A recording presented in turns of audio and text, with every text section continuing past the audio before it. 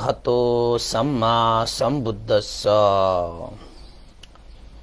नमामि बुद्धं गुणसागरन्तं नमामि धम्मं सुगतेन देशितं नमामि संघं मुनिराज सावकं।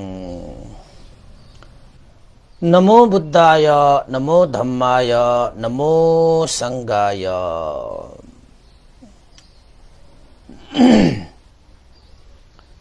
श्रद्धालु उपासक उपासिका तथा धर्मप्रेमी महानुभावहरू, आज मिति 2077 साल भाद्र 24 गते बुधबार बिहानको 9 बजे हरेक दिन जस्तै आज पनि हामी फेसबुक लाइभमा उपस्थित भइसकेका छौं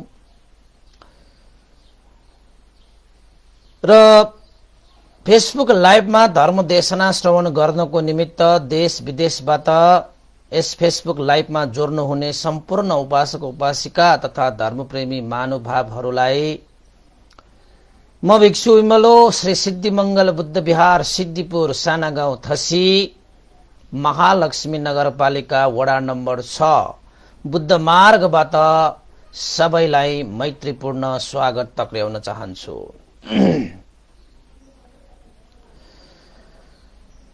त श्रद्धालु उपासक उपासिका तथा धर्मप्रेमी महानुभावहरू,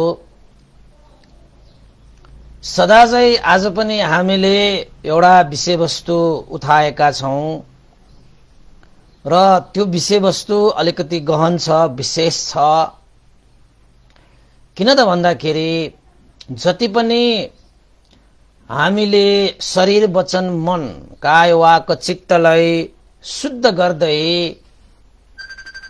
सम्पूर्ण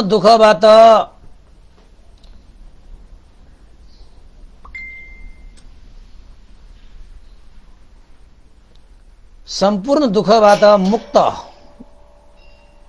भएर आखिरमा अन्तस हामी सबैको एउटै लक्ष्य, एउटै उद्देश्य, एउटै गन्तव्य भनेको निर्वाण धर्मलाई साक्षात्कार गर्ने हो।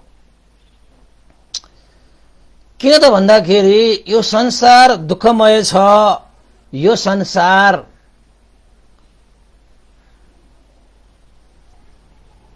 पीडामय छ र यो संसार भयभीत भएको कारणले गर्दाखेरि नै हामीले यो दुःख शोक पीडा चिन्ता आदि इत्यादिबाट मुक्त भएर निर्वाण धर्मलाई साक्षात्कार गर्नुपर्ने हो। र धर्मदेशना गर्दै गर्दाखेरि हामीले बार बार भन्ने गर्छौं कि अनित्य दुःख अनात्मालाई बुझेर दानशील भावनादि कुशल कर्मलाई अभिवृद्धि गरेर श्रमण भिक्षुहरूले हैन कति कति भगवान बुद्धको देशना सुनेर कयौं देवताहरू ब्रह्माहरू अरहन्त भएर गए, कयौं भिक्षुहरू हैन अरहन्त भएर गए भनेर हामीले चाहिँ अरहन्तको कुरा गर्छौं र अरहन्त भनेको चाहिँ निर्वाण धर्मलाई साक्षात्कार गरे भनेर हामीले चाहिँ भन्दै आएका हुन्छौं।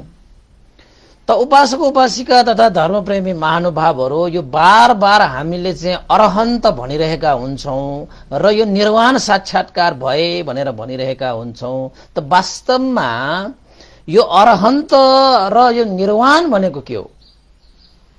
विशेष गरी यो निर्वाण धर्म हैन, निर्वाण साक्षात्कार गर्ने भनेको के हो भन्ने विषयमा चाहिँ आज विशेषतः यो निर्वाणको विषयमा तपाईहरुलाई केही स्पष्ट पार्नको निमित्त आज हामीले विषयवस्तु नै निर्वाण कथा देशना भनेर राखेका छौं। त उपासक उपासिका, सबभन्दा पहिला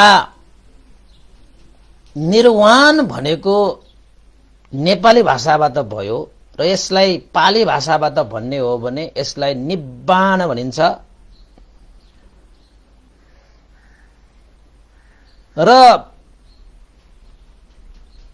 यसलाई नेपाली भाषाबाट उल्था गरेर हामीले बुझ्ने हो भने राम्रोसँग सुन्नु होला, यो हामी निर्वाण निर्वाण भनेर भनिरहेका हुन्छौं। त निर्वाण भन्ने एउटा त्यो शब्दमा दुईवटा शब्दहरू जोडेको छ। पहिला म त्यो निर्वाणको अर्थ नै बताउँछु है, र त्यसलाई प्राप्त गर्ने तरिका पनि बताइदिन्छु, र कसरी प्राप्त हुन्छ, निर्वाण कहाँ छ, निर्वाण प्राप्त गर्ने मुख्य व्यूह के हो, निर्वाण भनेको वर्तमानमा छ कि भविष्यमा छ कि अतीत कालमा थियो कि कहाँ छ त्यो निर्वाण, र कस्तो अवस्थालाई निर्वाण भनिन्छ भन्ने कुरा पनि आज छर्लङ्ग हुने गरी चाहिँ देशना गर्नु पर्ला। तपाईहरुले राम्रोसँग सुन्नुभयो भने सायद हुन्छ पनि। अब निर्वाण भनिसकेपछि दुईटा शब्द छ, एउटा नि र अर्को वान। पाली भाषाबाट भगवान बुद्धले निर्वाणलाई व्याख्या गरेको पाली भाषा अनुसार के भनिन्छ त भन्दाखेरि वानतो निखन्तं ति निब्बाणं। के भनिएको त भन्दाखेरि वानतो निखन्तं ति निब्बाणं भनेर भगवान बुद्धले भन्नुभएको छ भने यसको तात्पर्य के हो त भन्दाखेरि वान भनेको चाहिँ तृष्णा हो। के हो? तृष्णा। यो वान भनेको तृष्णाबाट बाहिरिएको अवस्था, जसलाई बाहिरिएको अवस्थालाई भनेको त्यो शब्दलाई कसले जोड्दछ भन्दाखेरि नि भन्ने शब्दले त्यो वान रूपी तृष्णालाई अलग्याइएको, वान रूपी तृष्णालाई हत्या गरिएको, वान रूपी तृष्णाबाट मुक्त भएको, वान रूपी त्यो तृष्णाको निस्सरण भएको अवस्थालाई चाहिँ के भनिन्छ त भन्दाखेरि निवान निर्वाण भनेर भनिन्छ भनेर यो पाली भाषाको चाहिँ व्याख्या चाहिँ यसरी चाहिँ हामीले बुझ्नुपर्छ। नि भनेको निस्सरण, वान भनेको तृष्णा, यानी कि तृष्णाको निस्सरण भनेको तृष्णा रहित नभएको, तृष्णा विहीन भएको, तृष्णाबाट अलग भएको, तृष्णालाई चाहिँ हत्या गरेको। त्यो यहाँ हत्या भन्दाखेरि अलिकति मार्ने काट्ने होइन कि त्यो तृष्णालाई चाहिँ हामीले नाश गरेको त्यो अवस्थालाई चाहिँ के भनिन्छ? निर्वाण भनेर भनिन्छ। अब तपाईहरुले कसैले तपाईहरु निर्वाण निर्वाण भन्नुहुन्छ, निर्वाण भनेको के हो भनेर सोध्नु भयो भने चाहिँ तृष्णाबाट अलग भएको अवस्था, तृष्णा, यसलाई हामीले चाहिँ अर्थ बताइदिनुस् न भन्यो भने नि भनेको निस्सरण, निस्सरण भनेको क्षय, वान भनेको तृष्णा। अब तपाईले चाहिँ अरूलाई चाहिँ बताउनु पर्दाखेरि निर्वाण भनेको के हो भन्ने बित्तिकै तपाईले एउटै शब्दमा अब टक्क भन्ने हो भने तृष्णा क्षय नै निर्वाण हो भनेर तपाईले उत्तर दिँदा हुन्छ। के हो त निर्वाण भनेको? तृष्णा क्षय। अब तृष्णा भनेको के हो भनेर सोध्न थाल्ला मान्छेहरूले, हैन? तपाईहरुले तृष्णा क्षय भनेपछि निर्वाण प्राप्त गर्ने भनेको त तृष्णा क्षय गर्ने भन्ने बुझ्नुभयो। त यो तृष्णा भनेको के हो भन्ने कुरा पनि बुझ्नु आवश्यक छ। त तृष्णा भनेको आसक्त, र यो आसक्त हुने जुन स्वभाव धर्म छ त्यसलाई नै तृष्णा भनेर भनिन्छ। जस्तै हेरेर चाहिँ लोभिने, सुनेर लोभिने, खाएर लोभिने, छोएर लोभिने, सुगेर लोभिने छ कि छैन? छ नि। यसो हेर्यो, फूल देख्यो, राम्रो लाग्यो, त्यो प्रति मन चाहिँ आसक्त भयो, मन टाँसियो। र यो तृष्णा यो चाहिँ आसक्तपन हो भन्ने कुरालाई राम्रोसँग बुझ्नको निमित्त त कारण कार्यलाई तपाईले बुझ्नुपर्छ। त्यो कारण कार्यको लागि त तपाईले प्रतीत्य समुत्पाद पढ्नुपर्छ। प्रतीत्य समुत्पाद पढ्नको निमित्त तपाईले चाहिँ फेसबुक यो युट्युब च्यानल भिक्षु विमलोमा चाहिँ प्रतीत्य समुत्पाद भनेर टाइप गर्नुहोस्। त्यहाँ प्रतीत्य समुत्पादको पनि देशना भइसकेको छ। त्यो देशना तपाईले सुन्नुभयो भने यो चाहिँ कारण कार्य धर्मलाई तपाईले मज्जाले बुझ्न सक्नुहुन्छ, जसलाई प्रतीत्य समुत्पाद भनिन्छ। अविद्या पचयो संखारा, संखारा पचयो विज्ञानं, विज्ञानं पचयो नाम रूपं, नाम रूप पचयो सलायतनं, सलायतनं पचयो फस्स, फस्स पचयो वेदना, वेदना पचयो तन्हा, तन्हा भनेको तृष्णा, तन्हा पचयो उपादान, उपादान पचयो भव, भव पचयो जाति, जाति पचयो जरा मरण, शोक परिदेव दुःख दो मनुष्यायन। त्यसरी अविद्याको कारणले संस्कार बन्ने रहेछ, संस्कारको कारणले विज्ञान बन्ने रहेछ, विज्ञानको कारणले नाम रूप बन्छ, नाम रूपको कारणले सलायतन बन्दो रहेछ। सलायतन भनेको सदायतन, यो आयतन छवटा आयतन भनेको हैन। छवटा आयतन भनेपछि के, यो हाम्रो चाहिँ आँखा कान नाक जिब्रो यो छाला यो मन, त्यसपछि स्पर्श, त्यो सदायतन भएको कारणले स्पर्श हुन्छ, स्पर्श छोइसकेपछि चाहिँ वेदना हुन्छ, वेदनाको कारणले तृष्णा उत्पन्न हुन्छ। ल हेर्नुहोस्, वेदनाको कारणले तृष्णा यस्तो फस्स पचयो वेदना। जस्तै आँखाले रूपलाई हेर्यो भने रूपलाई यो आँखाले छोएको भयो र आँखा र यो फूल रूपी रूपलाई हेरिसकेपछि अब त्यहाँ के हुन्छ, वेदना उत्पन्न हुन्छ। तपाईलाई राम्रो लाग्छ नराम्रो लाग्छ, अब फूल भए राम्रो लाग्ला, फोहोर भए नराम्रो लाग्ला, तपाईको मनमा चाहिँ के भयो, वेदना चाहिँ उत्पन्न भयो। अब वेदना उत्पन्न भइसकेपछि तपाईको त्यो वेदनाको कारणले चाहिँ अब राम्रो भयो भने के हुन्छ त भन्दाखेरि आफूलाई चाहिँ मन पर्न जान्छ कि, आफूलाई चाहिने हुन्छ कि, त्यो भनेको के हो, आसक्त हुन जान्छ हैन। त्यहाँ चाहिँ तृष्णा उत्पन्न हुन्छ, चाहने इच्छा जागृत हुन्छ। अनि तृष्णा पचयो, तन्हा पचयो उपादान, उपादान भनेको चीज चाहिँ कस्तो त भन्दाखेरि अब बिस्तारै चाहिँ मन पर्दै जान्छ, चाहने हुन्छ, हुँदा हुँदा हुँदा त्यो नभई नहुने हुन्छ कि उपादान, तीव्र आसक्त हुन्छ त्यहाँ हैन। त्यो तीव्र आसक्तको कारणले गर्दाखेरि नै अब के हुन्छ त भन्दाखेरि भव, तपाईको निर्वाण हुन्छ के। अब त्यहाँ एउटा चाहिँ भव निर्वाण हुन्छ हैन। अनि भव भइसकेपछि जन्म हुन्छ, जाति हुन्छ, अब जाति भइसकेपछि जन्म भइसकेपछि जरा मरण। यसरी चाहिँ कारण कार्यको शिखरी बाँडिएर आए जस्तै यो कारण कार्य धर्म पनि बाँडिएर आइरहेको हुन्छ कि। त कारण कार्य मात्र यहाँ भइरहेको छ भने त्यहाँ कुनै पनि अर्को जीवको अस्तित्व नै हुँदैन।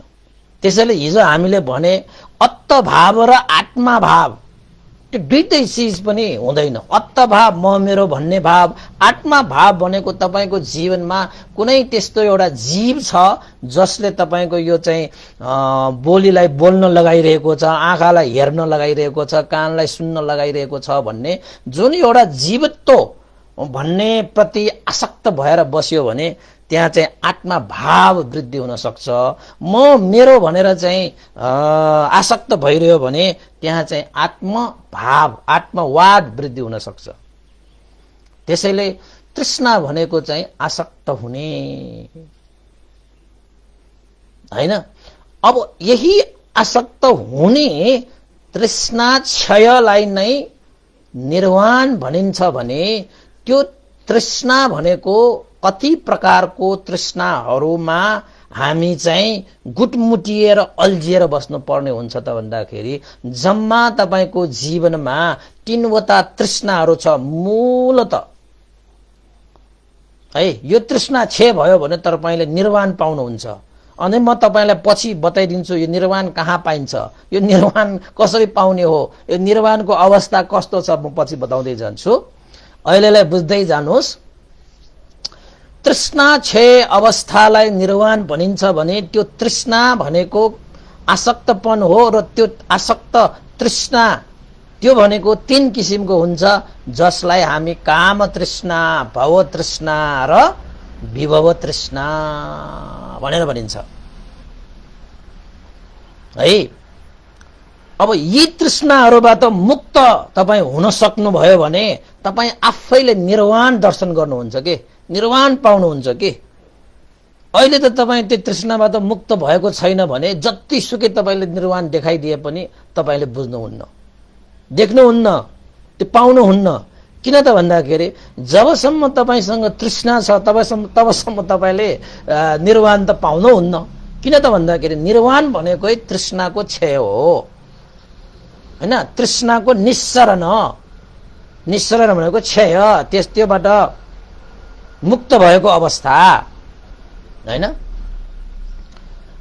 अब यही तृष्णालाई क्षय गर्नुपर्छ भने त्यो तृष्णा, काम तृष्णा भनेको के हो, भव तृष्णा भनेको के हो र विभव तृष्णा भनेको के हो, त्यसलाई पहिला चिनियो भने, बुझियो भने, जानियो भने मात्रै तपाईले त्यो तृष्णाबाट अलग्गिएर बस्न सक्छ, यानी त्यो तृष्णालाई हन्ट, त्यसलाई निर्मूल गर्न सक्छ। त्यसैले त्यो तृष्णालाई पहिला बुझ्नु पर्यो तपाईहरुले। र यही 3 प्रकारको तृष्णालाई मैले बुझाउन गइरहेको छु। आजको विषय अलिकति गम्भीर छ है, साह्रै गम्भीर छ। यति गम्भीर यो संसारमा केही चीजै छैन। त्यसैले सानोतिनो मन राखेर, सानोतिनो चाहिँ स्मृति राखेर आजको विषय बुझ्नै सकिन्न है, बुझ्नै सकिन्न। एक त यो बुझाउनै गाह्रो छ, त्यसमाथि तपाईले राम्रोसँग सुन्नु भएन भने झन् बुझ्न गाह्रो हुन्छ। त्यसैले बार बार दोहोर्याउनु पनि पर्छ, क्लास जस्तो के धर्मदेशना जस्तो चुप लागेर खुरखुर बोलिरह्यो भने तपाईहरुले बुझ्दैन निर्वाण भनेको त। यसलाई क्लास जस्तो लिएर टुक्रा टुक्रा पारेर देखाउँदाखेरि त बुझ्न गाह्रो छ कि यो संसारमा सबभन्दा गम्भीर विषय के छ भने त्यो हो निर्वाण। र आज हामी त्यही गम्भीर विषय उठाउँदैछौँ। गाह्रो छ तर बुझ्नु पनि यही परेको छ के हामीलाई। त अब के जान्नु पर्यो? तृष्णा, तृष्णालाई क्षय गरिसकेपछि निर्वाण प्राप्त गर्ने हो। र भगवान बुद्धको धर्ममा निर्वाण प्राप्त भइसकेपछि परम सुख शान्ति प्राप्त भयो भन्छन्। भनेपछि परम सुख शान्त प्राप्त गर्ने हो भने निर्वाण प्राप्त गर्नुपर्ने भयो हैन। त्यो सम्पूर्ण दुःखबाट मुक्त हुनको लागि निर्वाण प्राप्त गर्नुपर्ने भयो। र हामीलाई दुःख भनेको मनै पर्दैन भनेपछि निर्वाण त प्राप्त गर्नु पर्यो। भनिसकेपछि त्यो निर्वाण साक्षात्कार गर्नको निमित्त निर्वाणलाई बुझ्नु पर्यो। निर्वाण भनेको चाहिँ वान भनेको तृष्णा, नि भनेको निस्सरण, यानी कि तृष्णाबाट अलग भएको, तृष्णाबाट मुक्त भएको अवस्था, यानी कि तृष्णा क्षय। अब तृष्णा क्षय निर्वाण हो भने त्यो तृष्णालाई बुझ्नु पर्यो। त्यो तृष्णा भनेको के हो त भन्दाखेरि आसक्तपन। अब केमा आसक्तपन त भन्दाखेरि काम तृष्णा, भव तृष्णा, विभव तृष्णा। अब बुझ्नुहोस् है, यो काम तृष्णा भनेको के? काम तृष्णा भनेको चाहिँ पञ्चकाम गुणमा आसक्त भने स्वभावलाई काम तृष्णा भनेर भनिन्छ। जस्तै पञ्चकाम गुणमा आसक्त हुनु भनेको के हो त भन्दाखेरि देखेर पनि लोभिने, सुनेर पनि लोभिने, खाएर पनि लोभिने, सुगेर पनि लोभिने, शरीरबाट चाहिँ स्पर्श गरेर पनि लोभिने। यो संसारको चाहिँ यो जति पनि बाहिरी तत्त्वहरू छन् जसलाई भौतिक पक्षहरू भनिन्छ,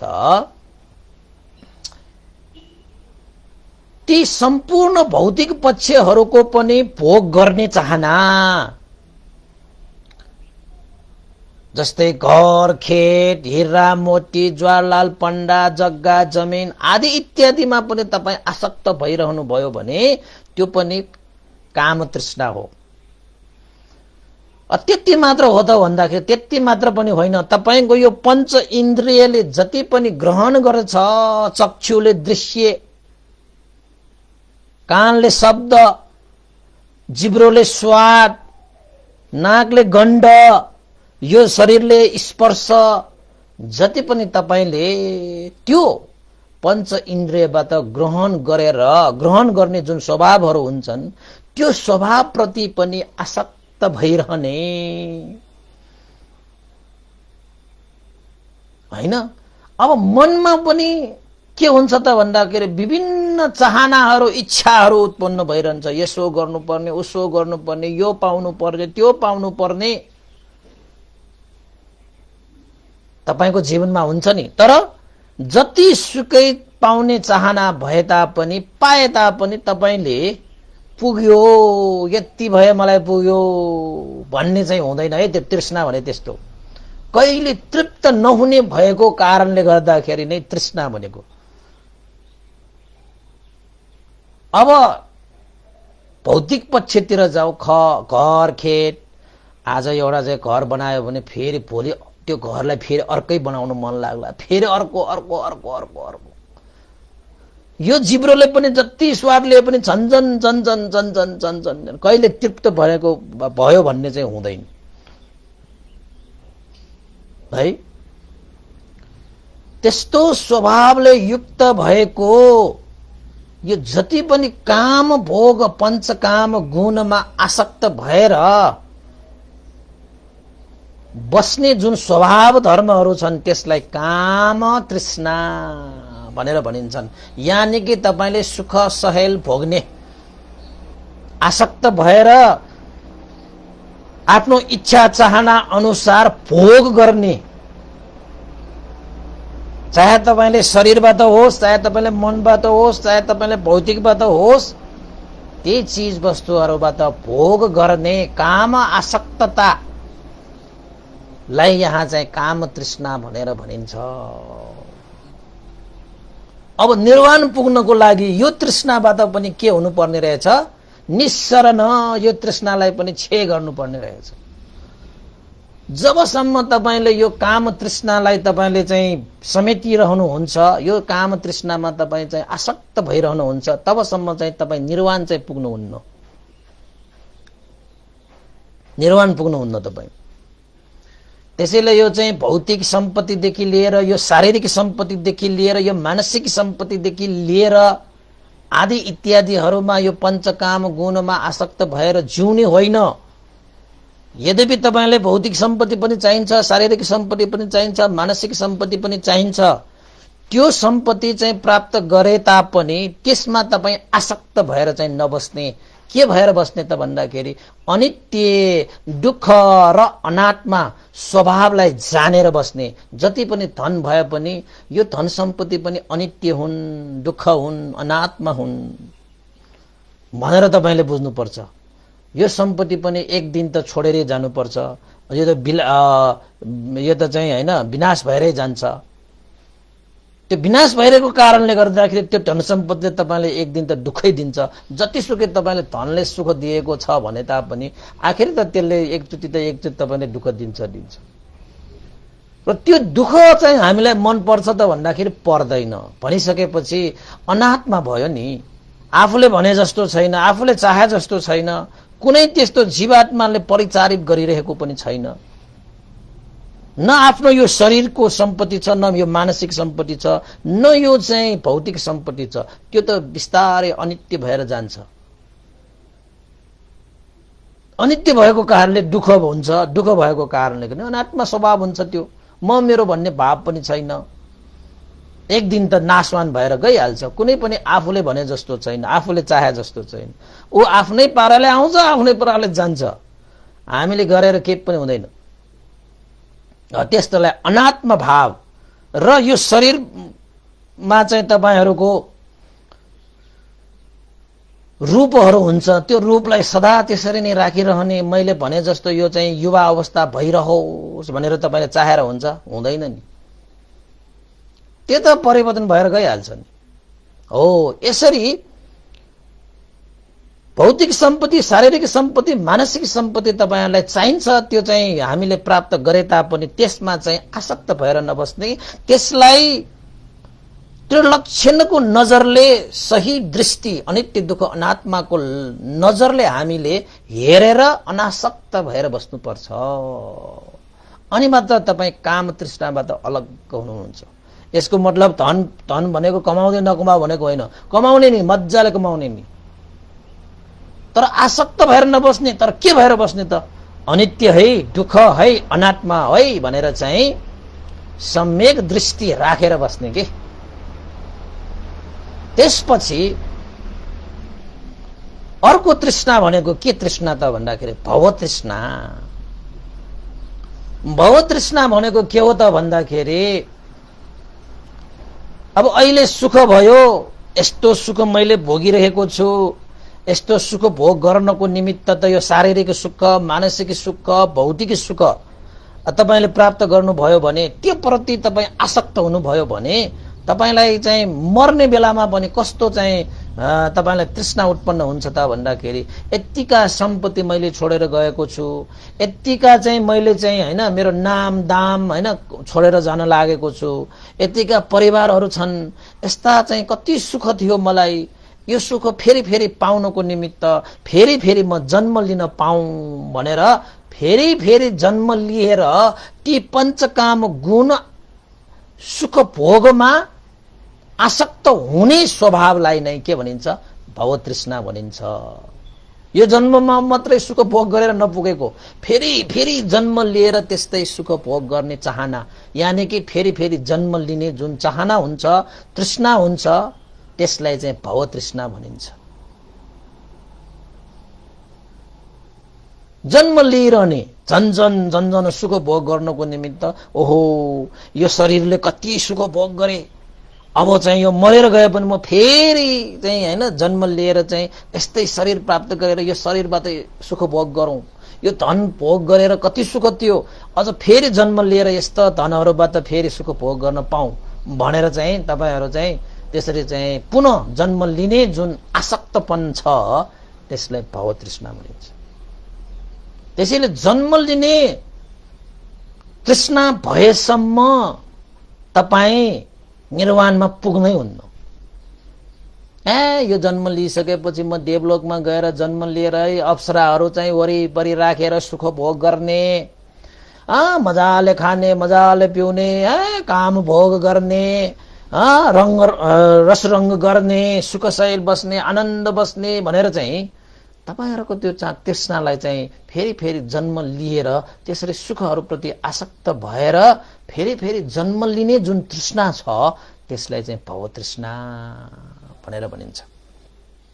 त्यो भएसम्म म स्वर्गमा जन्मिने भनेसम्म तपाईको तृष्णा चाहिँ भवतृष्णा चाहिँ निर्मूल भएको छैन, तपाई निर्वाणमा पुग्नै हुन्न। त्यसैले भवतृष्णा पनि डरलाग्दो छ है, डरलाग्दो छ। तर तपाईले निर्वाणको आशा प्राप्त गर्न नसके तापनि तपाईको भव त त्यतिकै तपाईको कर्म संस्कार अनुसार त जन्म लिइहाल्छ। तर त्यो जन्म लिए पनि त्यो भवतृष्णामा चाहिँ भवमा चाहिँ तृष्णा नगर्ने के। अब पाएको चिज कर्म र कर्मको फलले पाएको भनेर स्वीकार्ने मात्रै हो, तर त्यही भवमा चाहिँ आसक्त भएर चाहिँ नबस्ने। फेरि फेरि जन्म लिनुपर्छ, फेरि फेरि जन्म लिनुपर्छ, फेरि फेरि जन्म लिएर सुख भोग गर्नुपर्छ, एन तेन भयो भने चाहिँ भवतृष्णा। त्यसपछि विभव तृष्णा भन्ने छ फेरि अर्को तृष्णा। त्यो विभव तृष्णा भनेको के हो त भन्दाखेरि विभव, भव भनेको चाहिँ जन्म लिने भइहाल्यो, त्यसको चाहिँ पुनर्जन्म भइहाल्यो। वि भनिसकेपछि पुनर्जन्म नभएको तृष्णा भनेको मतलब फेरि जन्म नलिने भनेको होइन कि यो पुनर्जन्म भनेकै छैन भन्ने, पुनर्जन्म प्रति विश्वास नगर्ने तृष्णा के। पुनर्जन्म त छैन भन्ने त्यस्तो एउटा धारणा प्रति आसक्त भएर बस्ने स्वभावलाई चाहिँ विभव तृष्णा भनिन्छ। जन्म लिएपछि बुढा हुन्छ, मर्छ, खरानी हुन्छ, जलाउँछ, खरानी हुन्छ, खोलामा बगायो, सक्यो नि। अब यो जन्मपछि कहाँ फेरि कहाँ जन्मिन्छ, त्यस्तो छैन। पुनर्जन्म पूर्व जन्म भनेको के पनि छैन, यही जन्म हो। जति मोज गर्ने, मस्ती गर्ने हैन, अर्को जन्मको लागि के गर्नुपर्छ भन्ने के पनि छैन। यो कर्म र कर्मको फल भोग्नु पर्ने ठाउँ भनेको के पनि छैन। कहाँ पुनर्जन्म हुन्छ भनेर त्यस्तो एउटा चाहिँ मिथ्या दृष्टिमा परेर पुनर्जन्म छैन भन्ने धारणाप्रति आसक्त भने त्यसलाई चाहिँ के भनिन्छ? विभव तृष्णा। त्यसैले पुनर्जन्म भनेको पनि छ। तपाईको कर्म र कर्मको फल भोग्नको निमित्त यो जन्ममा तपाईले भोग्न सक्नु भएन भने अर्को जन्ममा भए पनि तपाईले त्यो कर्मको फल भोग्नु पर्छ।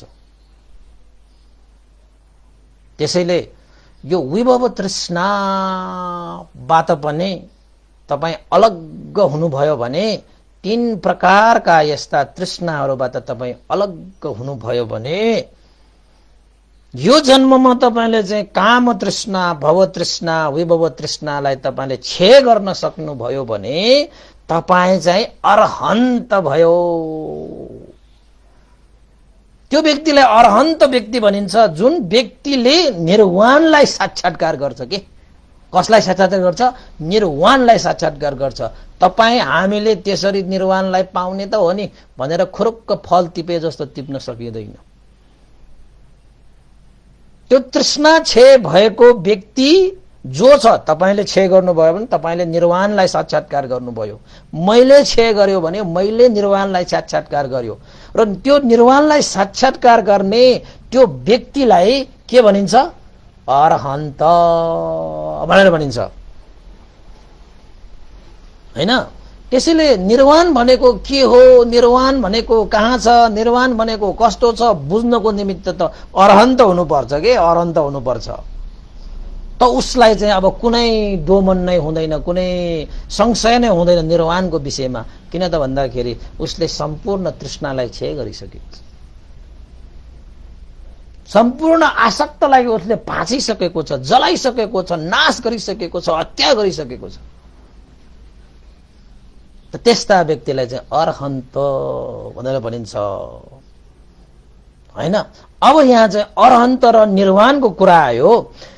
तपाई पनि अरहन्त हुनुभयो भने मात्रै निर्वाणलाई सही मैले भन्नै पर्दैन, तपाई आफैले बुझ्छ। तपाई अरहन्त हुनु भएको छैन, त्यसैले चाहिँ अब भनिरहनु परेको के। तर तपाई अरहन्त नभए तापनि तपाईलाई अरहन्त यस्तो यस्तो है भनेर चाहिँ यो श्रुतमय प्रज्ञा तपाईलाई दिनु खोजेको। तपाईले चाहिँ श्रोतमय प्रज्ञा भइसकेपछि चिन्तनमय प्रज्ञा वृद्धि गर्छ। ओहो यस्तो पो भन्यो त भन्देले, यो तृष्णाहरूले त हामीलाई चाहिँ यसरी चाहिँ तृष्णा भएसम्म त निर्वाण प्राप्त नगर्ने रहेछ। अब निर्वाण प्राप्त नगरेसम्म त सम्पूर्ण दुःखबाट मुक्त हुँदै हुँदैन, हैन? हामी चाहिँ फेरि दुःख नचाहने, दुःख नचाहने मान्छे त दुःखबाट मुक्त हुनु पर्यो। अब दुःखबाट मुक्त हुनुको निमित्त त साँच्चै निर्वाण प्राप्त गर्नुपर्छ। निर्वाण प्राप्त गर्नलाई त यो तृष्णालाई क्षय गर्नुपर्छ। र तृष्णालाई क्षय गरेको त्यो व्यक्तिहरू भनेको त अरहन्त हो रहेछ। र अब हामी अरहन्त भयो त भन्दाखेरि भए छैन, हैन? तैपनि अब यो विषय के हो त? भगवान बुद्धले देशना गर्नु भएको अनुसार यसलाई हामीले बुझिराख्दाखेरि चाहिँ अरहन्त प्राप्त गर्नलाई धेरै सजिलो हुन्छ। के बुझिरहनु भएको छ? विषय गम्भीर छ है, विषय गम्भीर छ उपासक उपासिकाहरू। अब अरहन्त भन्ने विषयलाई पनि मैले टुक्रा पार्दिन्छु तपाईले बुझ्नको निमित्त। अब हामीले धर्म देशनामा भने नि, अब हिजो मात्रै हामीले भने एउटा भिक्षुले चाहिँ आफ्नै खुट्टालाई ढुङ्गाले भाँडेर भाँचेर आफूलाई मार्न आएको त्यो ज्यानमाराहरूलाई भाग्दैन भन्ने विश्वस्त पारेर ध्यान बस्दा बस्दा बस्दा बस्दा बस्दा बस्दा अरहन्त भएर गए भनेर भनेछ। अब यो अरहन्त भनेको कस्तो व्यक्तिहरूलाई अरहन्त भनिन्छ? त्यही मान्छे हो, त्यही नाक हो, त्यही मुख हो, त्यही आँखा हो, त्यही हात हो, त्यही खुट्टा हो। तर यो अर्को मान्छेलाई पृथकजन भनेको लोभ द्वेष मोहले गुटमुटिएको मान्छेहरू पृथकजन भयो। अब चाहिँ अरहन्त भनेको चाहिँ अब कस्तोलाई अरहन्त भनिन्छ त भन्दाखेरि यो पनि तपाईले बुझिराख्नुस् है। मजा छ के यो कथा भन्नु भन्दा पनि यस्ता कुराहरू मजा छ। अरहन्त जसलाई हामी अरहत पनि भनिन्छ, अरहङ पाली भाषाबाट भनिन्छ। तर यहाँ चाहिँ मैले शब्द जोडे। अरहन्त भनेको चाहिँ अरि प्लस हन्त, अरि शब्दबाट अर आएको हो के। अरिहन्त भनेर भनिन्छ प्लस गर्दाखेरि, तर भन्दाखेरि चाहिँ अरहन्त हुन्छ, हैन? अब यो अरिहन्त यानी कि अरहन्त भनेको चाहिँ के रहेछ त भन्दाखेरि अरि यानी कि तपाईले अरहन्तको अर यानी कि अरिबाट अर बनेको। अरी भनेको चाहिँ अरु के पनि होइन, शत्रु। के? शत्रु। र हन्ट भनेको चाहिँ, हुन त हन्ट भनेको चाहिँ हत्या हो, तर यहाँनिर चाहिँ हन्तलाई चाहिँ व्याख्या गर्नु पर्दाखेरि नाश भन्ने बुझ्नु पर्यो, क्षय भन्ने बुझ्नु पर्यो। अब दुईटै शब्दलाई अरहन्त भनेर यसरी व्याख्या गर्ने हो भने चाहिँ शत्रुहरूलाई क्षय गरेको व्यक्ति, शत्रुहरूलाई हत्या गरेको व्यक्ति, परास्त गरेको व्यक्ति, निर्मूल गरेको व्यक्ति, शत्रुहरूलाई त्राण गरिएको, त्यसबाट उसलाई चाहिँ अब मुक्त गरेको, शत्रु रहित भएको व्यक्ति भनेको मतलब अरहन्त भनेर तपाईले बुझ्नु पर्यो। कतिवटा अर्थ व्याख्या गर्ने, जति व्याख्या गरे पनि पुग्छ। अहिलेलाई तपाईले यति बुझ्नुस्, अरि भनेको शत्रु, हन्ट भनेको नाश, यानी कि शत्रुलाई नाश गर्ने व्यक्ति, जसलाई शत्रुलाई नाश गरिसकेको व्यक्ति, यसलाई अरहन्त भनिन्छ। अब तपाईलाई चाहिँ प्रश्न उठ्ला, शत्रु त मेरो त कति छ भन्नु होला, तर यहाँनिरको शत्रु र तपाईले बुझ्नु भएको शत्रु सायद फरक हुन सक्ला। यहाँनिर हत्या गरिएको भनेको, नाश गरिएको भनेको र तपाईले हत्या गरेको र नाश गरेको भनेको कुरा चाहिँ अलिकति फरक हुन सक्ला। त म तपाईहरुलाई बुझाउँछु, हेर्नुस् है। अरि भनेको शत्रु, त मान्छेको वास्तविक शत्रु हामी चिन्न सकिरहेका छैनौं। त भगवान बुद्धको देशना अनुसारमा यो बाहिरको यो फलना ढिस्का, यो मान्छे त्यो मान्छे हैन, यी सम्पूर्ण शत्रुहरू, यो बाहिरी शत्रुहरू भनेको त वास्तवमा शत्रु नै होइन के तिनीहरू। वास्तविक शत्रु त बाहिर होइन र के भित्र छ रे के भित्र। भगवान बुद्ध त्यसो भन्नुहुन्छ। भगवान बुद्ध त बाहिर कोही पनि उहाँले शत्रु भनेको उहाँले कहिले देख्नु भएन। आफूलाई मार्न आउने देवदत्तलाई त उहाँले शत्रु ठान्नु भएन। अब अरूको कुरा छाड्नुस् न। अब हामीलाई त मार्न आउने त के, कसैले अलिकति मात्र हाम्रो विरोधमा कुरा गर्यो भने हामी शत्रु बनाइदिइहाल्छौं। त्यो बुद्धिमत्ता चाहिँ होइन। त्यो बाहिरको शत्रु भनेको त के शत्रु, त्यो भन्दा पनि हजारौं लाखौं गुना खतराको हो शत्रु त हामीले भित्रै पालेर बसिरहेका छौं। त्यो भित्रको शत्रुलाई जब तपाईले जित्नुहुन्छ नि, यो बाहिरको शत्रु भनेको त केही होइन, त्यतिकै बिलाएर जान्छ हैन। अब त्यसो भए यहाँ अरिको मतलब शत्रु हो भने त्यो शत्रु पनि बाहिरी शत्रु होइन रहेछ, त्यो शत्रु भनेको त भित्रको शत्रु रहेछ भनिसकेपछि त्यो भित्रको शत्रु भनेको के हो त भन्दाखेरि सबैसँग शत्रु हुन्छ के। तपाई शत्रु विहीन भयो भने त तपाई चाहिँ अरहन्त भइहाल्यो नि त। त्यसैले शत्रु विहीन मान्छे यो संसारमा कोही पनि हुँदैन। भित्र त छाड्नुस्, बाहिर पनि नहोला। शत्रु भनेको सबैको हुन्छ हैन। त भगवान बुद्धले चाहिँ भित्रको शत्रुलाई भन्नु भएको यो अरहन्तको विषयमा चाहिँ भित्रको शत्रु भनेको के हो त? क्लेश। क्लेश भनेको के हो त भन्दाखेरि तपाईलाई जीवनमा तपाईलाई फोहोर बनाउने, तपाईलाई नाश गर्ने, नोक्सान गर्ने, हानि गर्ने ती शत्रुहरू भनेको क्लेशहरू। अब क्लेश भनेको के हो त भन्दाखेरि समग्र संक्षिप्तमा भन्ने हो भने त्यो क्लेश भनेको चाहिँ राग द्वेष मोह मात्रै हो। त्यो राग द्वेष मोहलाई नै वास्तविक शत्रु भनेर हामीले चिन्नु पर्छ। तर वास्तवमा अलिकति विस्तृत रूपमा हामीले त्यो क्लेशलाई व्याख्या गर्ने हो भने त्यो क्लेश भनेको 10 प्रकारको हुन्छ के। त्यो भनेको के हो त?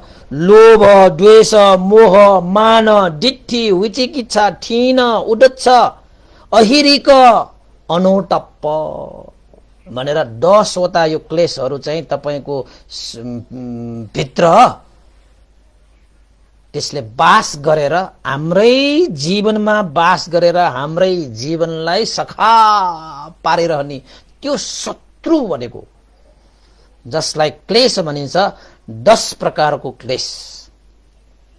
संक्षिप्तमा भन्ने हो भने 3 प्रकारको, विस्तृत रूपमा भन्ने हो भने 10 प्रकारको, अझै त्यसलाई चाहिँ टुक्रा टुक्रा अतीत वर्तमान अनागत हैन, अब पञ्च इन्द्रिय सलायतनबाट चाहिँ त्यो व्याख्या गर्ने हो भने त क्लेश कति प्रकारको छन् त भन्दाखेरि 1500 प्रकारको क्लेशहरू त 1 सेकेन्डमा तपाईको जीवनमा छेर्न सक्छ। तपाईको मनमा 1 सेकेन्डमा चाहिँ 1500 शत्रुहरूले तपाईलाई जहिले पनि आक्रमण गरिरहेको छ। त्यो शत्रुलाई चिन्ने कहिले हामीले? उसको त पुरा सेना छ, त्यो क्लेशको त 1500 जनाको सेनाले तपाईलाई सेकेन्डमा तपाईलाई चाहिँ हमला गरिरहेको छ। हामी त चाहिँ निर्घात त्यसको हमलालाई सहेर निरीह भएर बसिरहेका छौं। त्योसँग सामना गर्नुपर्छ के त्यसलाई? त्यो हाम्रो शत्रु भनेको, वास्तविक शत्रु भनेको त्यो 1500 जना छ तपाईको शत्रु। तर चाहिँ समग्रमा भन्ने हो भने 10 प्रकारको शत्रुहरू, संक्षिप्तमा भन्ने हो भने 3 प्रकारको शत्रुहरू, एकै प्रकारको भन्ने हो भने क्लेशलाई नै शत्रु भनेर चिन्नु। र हन्ट भनेको चाहिँ अरे भनेको शत्रु भयो, हन्ट भनेको चाहिँ हत्या गर्ने, नाश गर्ने, परास्त गर्ने भनेको। अब जो व्यक्तिले 1500 क्लेशहरूलाई हत्या गर्छ, नाश गर्छ, निर्मूल पार्छ, त्यस्ता व्यक्तिहरूलाई अरहन्त भनेर भनिन्छ। र त्यस्ता अरहन्त व्यक्तिहरूले निर्वाणलाई साक्षात्कार गर्छ।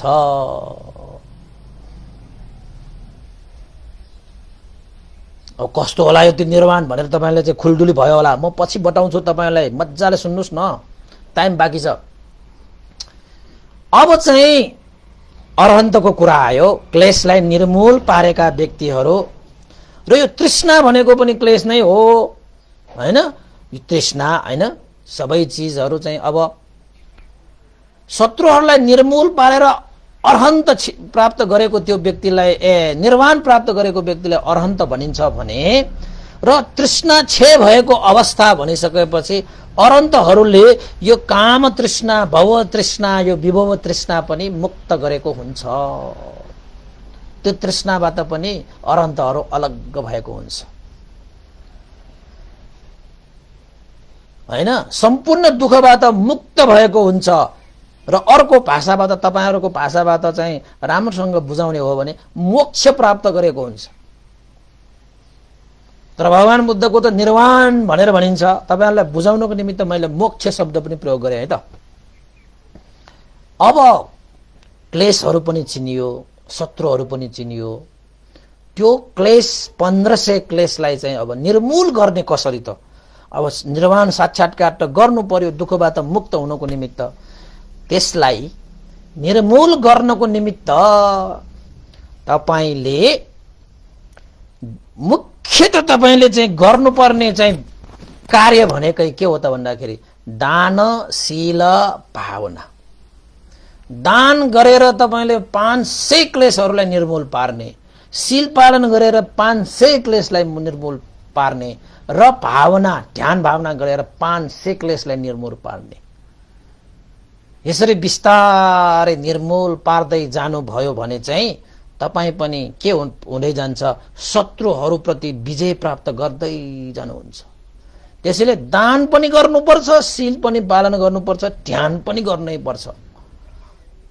दानले 500 जना शत्रुहरूलाई नाश हुन्छ, शीलले 500 जना, ध्यानले 500 जना। यसरी 500 500 500 गरेर 1500 हैन? लोभसँग 500, द्वेषसँग 500, मोहसँग 500 जना उनीहरुको सेना हुन्छ के। यो मोह भन्ने, त्यो लोभ, द्वेष, मोह भन्ने यो 3 प्रकारको यो क्लेशहरू मध्येमा यो मोह भनेको चाहिँ लिडर स्याप के। त्यो क्लेशको नाइके हो के त्यो मोह भन्ने। त्यो नाइकेलाई निर्मूल गर्नको निमित्त त तपाईलाई ध्यानै चाहिन्छ। फेरि लोभलाई दानले निर्मूल पार्ने, द्वेषलाई शीलले निर्मूल पार्ने, त्यो मोहलाई फेरि ध्यानले निर्मूल पार्ने के। जो मोह भनेको चाहिँ नायके हो के, त्यो सेनापति हो के, त्यो सेनाहरूको नायके हो, त्यो शत्रुहरूको नायके हो त्यो।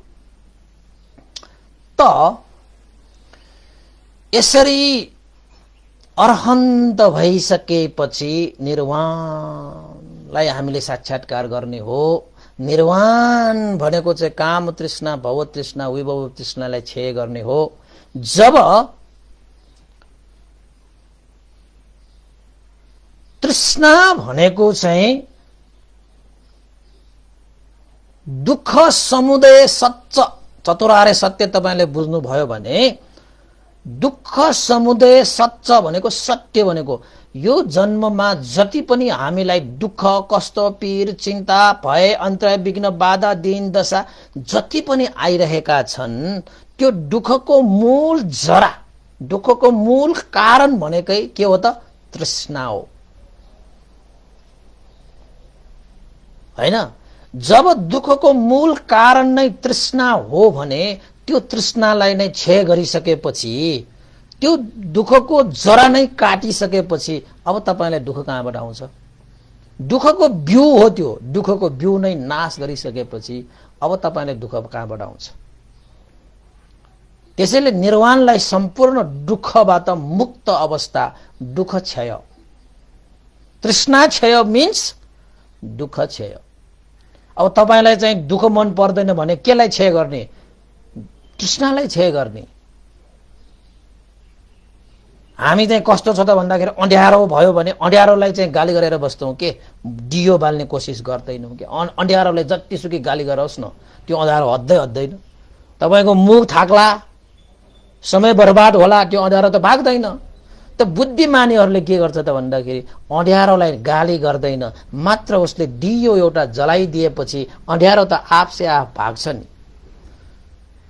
त हामी मान्छेहरू पनि के हो त भन्दाखेरि दुःख आयो भनेर दुःखलाई मात्रै सरापेर बस्छौं, दुःखलाई भोगेपछि दुखित भएर आँसु झारेर मात्र बस्छौं। तर त्यो दुःख आएको कारण भनेको तृष्णा हो। यो तृष्णालाई मैले निर्मूल बनाउनु पर्छ भनेर तृष्णा निर्मूल गर्ने कार्य भने गर्दैनौं, अनि दुःखलाई मात्र सरापेर बसेर तपाईको जीवनमा कहिले पनि दुःख भनेको हट्दैन। मेरो दुःख हटेर जाओस् भनेर कति प्रार्थना गरोस् न, जबसम्म तृष्णा तपाईसँग हट्दैन दुःख त कहिले हट्दैन। आज अर्को दुःख होला, त्यो पछि भोलि अर्कै दुःख होला। त्यसैले दुःखबाट मुक्त हुन चाहने मान्छेले दुःखलाई मात्रै सरापेर बस्ने होइन, तृष्णाबाट मुक्त हुने अभ्यास गर्नुपर्छ। तृष्णाबाट मुक्त हुने अभ्यास गर्नुपर्छ। अनि दुःखको मूल जरा, दुःखको मूल कारण, दुःखको मूल बिउ नै निर्मूल भइसकेपछि कहाँबाट आउँछ दुःख? हामीलाई थाहा छ नि, बिउ रोपेपछि वृक्ष बन्छ, वृक्ष बनेपछि फल बन्छ, फल बनेपछि फेरि फल खसेर फलले फेरि चाहिँ बिउ बनाउँछ, बिउबाट फेरि वृक्ष बन्छ, वृक्षबाट फेरि फल बन्छ, फलबाट फेरि बिउ बन्छ। यसरी तपाईले चाहिँ त्यो बिउलाई नाश गर्नु भएन भने त त्यो चाहिँ जीवनको जुन चक्र छ नि त्यो त घुमिरहन्छ घुमिरहन्छ घुमिरहन्छ घुमिरहन्छ। जीवनको चक्र घुम्छ कि घुम्दैन? हेर्नुस् है, बिउबाट वृक्ष बन्यो, वृक्षबाट फल बन्यो, फलबाट फेरि बिउ बन्छ। त्यो माटो भित्रको त्यो बिउ त्यो कुहिएर कहाँ कहाँ पुगिसकेको हुन्छ, त्यो कुहिएर गइसके तापनि त्यो जरा बनेर त्यहाँबाट चाहिँ के बन्छ तपाईको चाहिँ वृक्ष बनेर उसले जुन फल फलाउँछ नि, त्यो बिउ जुन कुहिएर गएको बिउ त माथि गएर चाहिँ बिरुवामा चाहिँ एउटा बिउबाट हजारौं हजारौं बिउ बन्छ फेरि। यसैले तपाईलाई एउटा बिउलाई निर्मूल पार्नु भनेको हजारौं हजारौं त्यस्ता चाहिँ बिउहरूलाई निर्मूल पार्नु बराबर हो नि, हो कि होइन? त्यसरी बिउबाट वृक्ष, वृक्षबाट फल, फलबाट फेरि बिउ, बिउबाट फेरि वृक्ष, वृक्षबाट फेरि फल, फलबाट फेरि वृक्ष। यसरी चाहिँ यो चाहिँ जीवन चक्र चाहिँ घुमिरहन्छ। यसलाई लाइफ साइकल भन्छ। यो विज्ञानहरूले पनि यो प्रमाणित गरिसकेको छ, हैन? अब त्यो लाइफ सर्कल भनेको चाहिँ धर्मको भाषाबाट जन्म र मरणको चक्रलाई चाहिँ भवचक्र भनेर भनिन्छ हैन। त्यसैले तपाईले तृष्णा रूपी त्यो बिउलाई निर्मूल गर्नुभयो भने तपाई अरहन्त हुनु भएको छ भए अब तपाईले के भनिन्छ त भन्दाखेरि भवचक्रबाट मुक्त भएको व्यक्ति। र अरहन्त व्यक्तिले निर्वाण प्राप्त गर्छ त भन्दाखेरि निर्वाण भनेको भवचक्र रहित, भवचक्रबाट विमुक्त भएको। ल हेर्नुस्, अब निर्वाणको अर्थ फेरि अर्को के आयो त? विमुक्त अवस्था। अब निर्वाणमा भवचक्र छैन, तपाईको जन्म मरणको यो जुन चाहिँ चक्र छ, निर्वाण पुगिसकेपछि तपाईको जन्म मरणको जुन चक्र त्यहाँ चाहिँ अन्त हुन्छ, मुक्त हुन्छ। त निर्वाण भनेको के भयो त? तृष्णा क्षय, दुःख क्षय, विमुक्ति भएको अवस्था, भवचक्र रहित भएको अवस्था। ल हेर्नुस् त, निर्वाणको अर्थ आउँदैछ है, बिस्तारै आउँदैछ है। तपाईलाई म फेरि त्यहाँ उपमाहरू दिएर बताउँदै जानेछु। त अरहन्तहरूको अब जन्म र मरणको चक्र भवचक्रमा उनीहरू घुमिँदैन। किन त भन्दाखेरि जन्म र मरणको चक्रमा घुम्ने जुन स्वभाव छ, जस्तै एउटा बिउबाट वृक्ष बन्छ, वृक्षबाट फल बन्छ, फलबाट फेरि बिउ बने जस्तै यो तृष्णा भनेको चाहिँ यो भवचक्रमा घुमाइरहने, जीवन चक्रमा घुमाइरहने तृष्णा भनेको नै बिउ हो कि। तपाईले प्रतिज्ञ समुत्पाद पढ्नुभयो भने तन्हा तृष्णाको कारणले उपादान बन्छ। तृष्णा भयो भने त्यो चीज प्राप्त गर्ने त्यसमा चाहिँ आसक्त भएर जान्छ। तृष्णा तन्हा पचयो उपादान पचयो भव। तपाई मर्ने बेलामा तृष्णा राखेर मर्यो भने तपाईको चाहिँ जुन विषयमाथि तपाईको तृष्णा अडेको छ त्यो चीजलाई प्राप्त गर्ने तीव्र चाहना हुन्छ कि। जस्तै तपाई मर्ने बेलामा चाहिँ ठ्याक्कै थाहा हुन्छ, तपाई चाहिँ मर्ने बेलामा तपाईको जीवनमा उपादान आउँछ के। उपादान भनेको मतलब मर्ने बेलामा मात्रै आउने होइन कि अहिले पनि आउन सक्छ। कसैलाई त कागलाई हेरिरह्यो भने ओहो कागको जीवनी कति रमाइलो, म त कागै हुनुपर्छ कि के हो भन्ने चिज चाहिँ त्यो तृष्णा उत्पन्न हुन्छ के। अनि बिस्तारै त्यो तृष्णा बाकिलिँदै गइसकेपछि उपादान हुन्छ के। होइन म अरू के पनि म चाहिँदैन, मलाई त कागै हुने।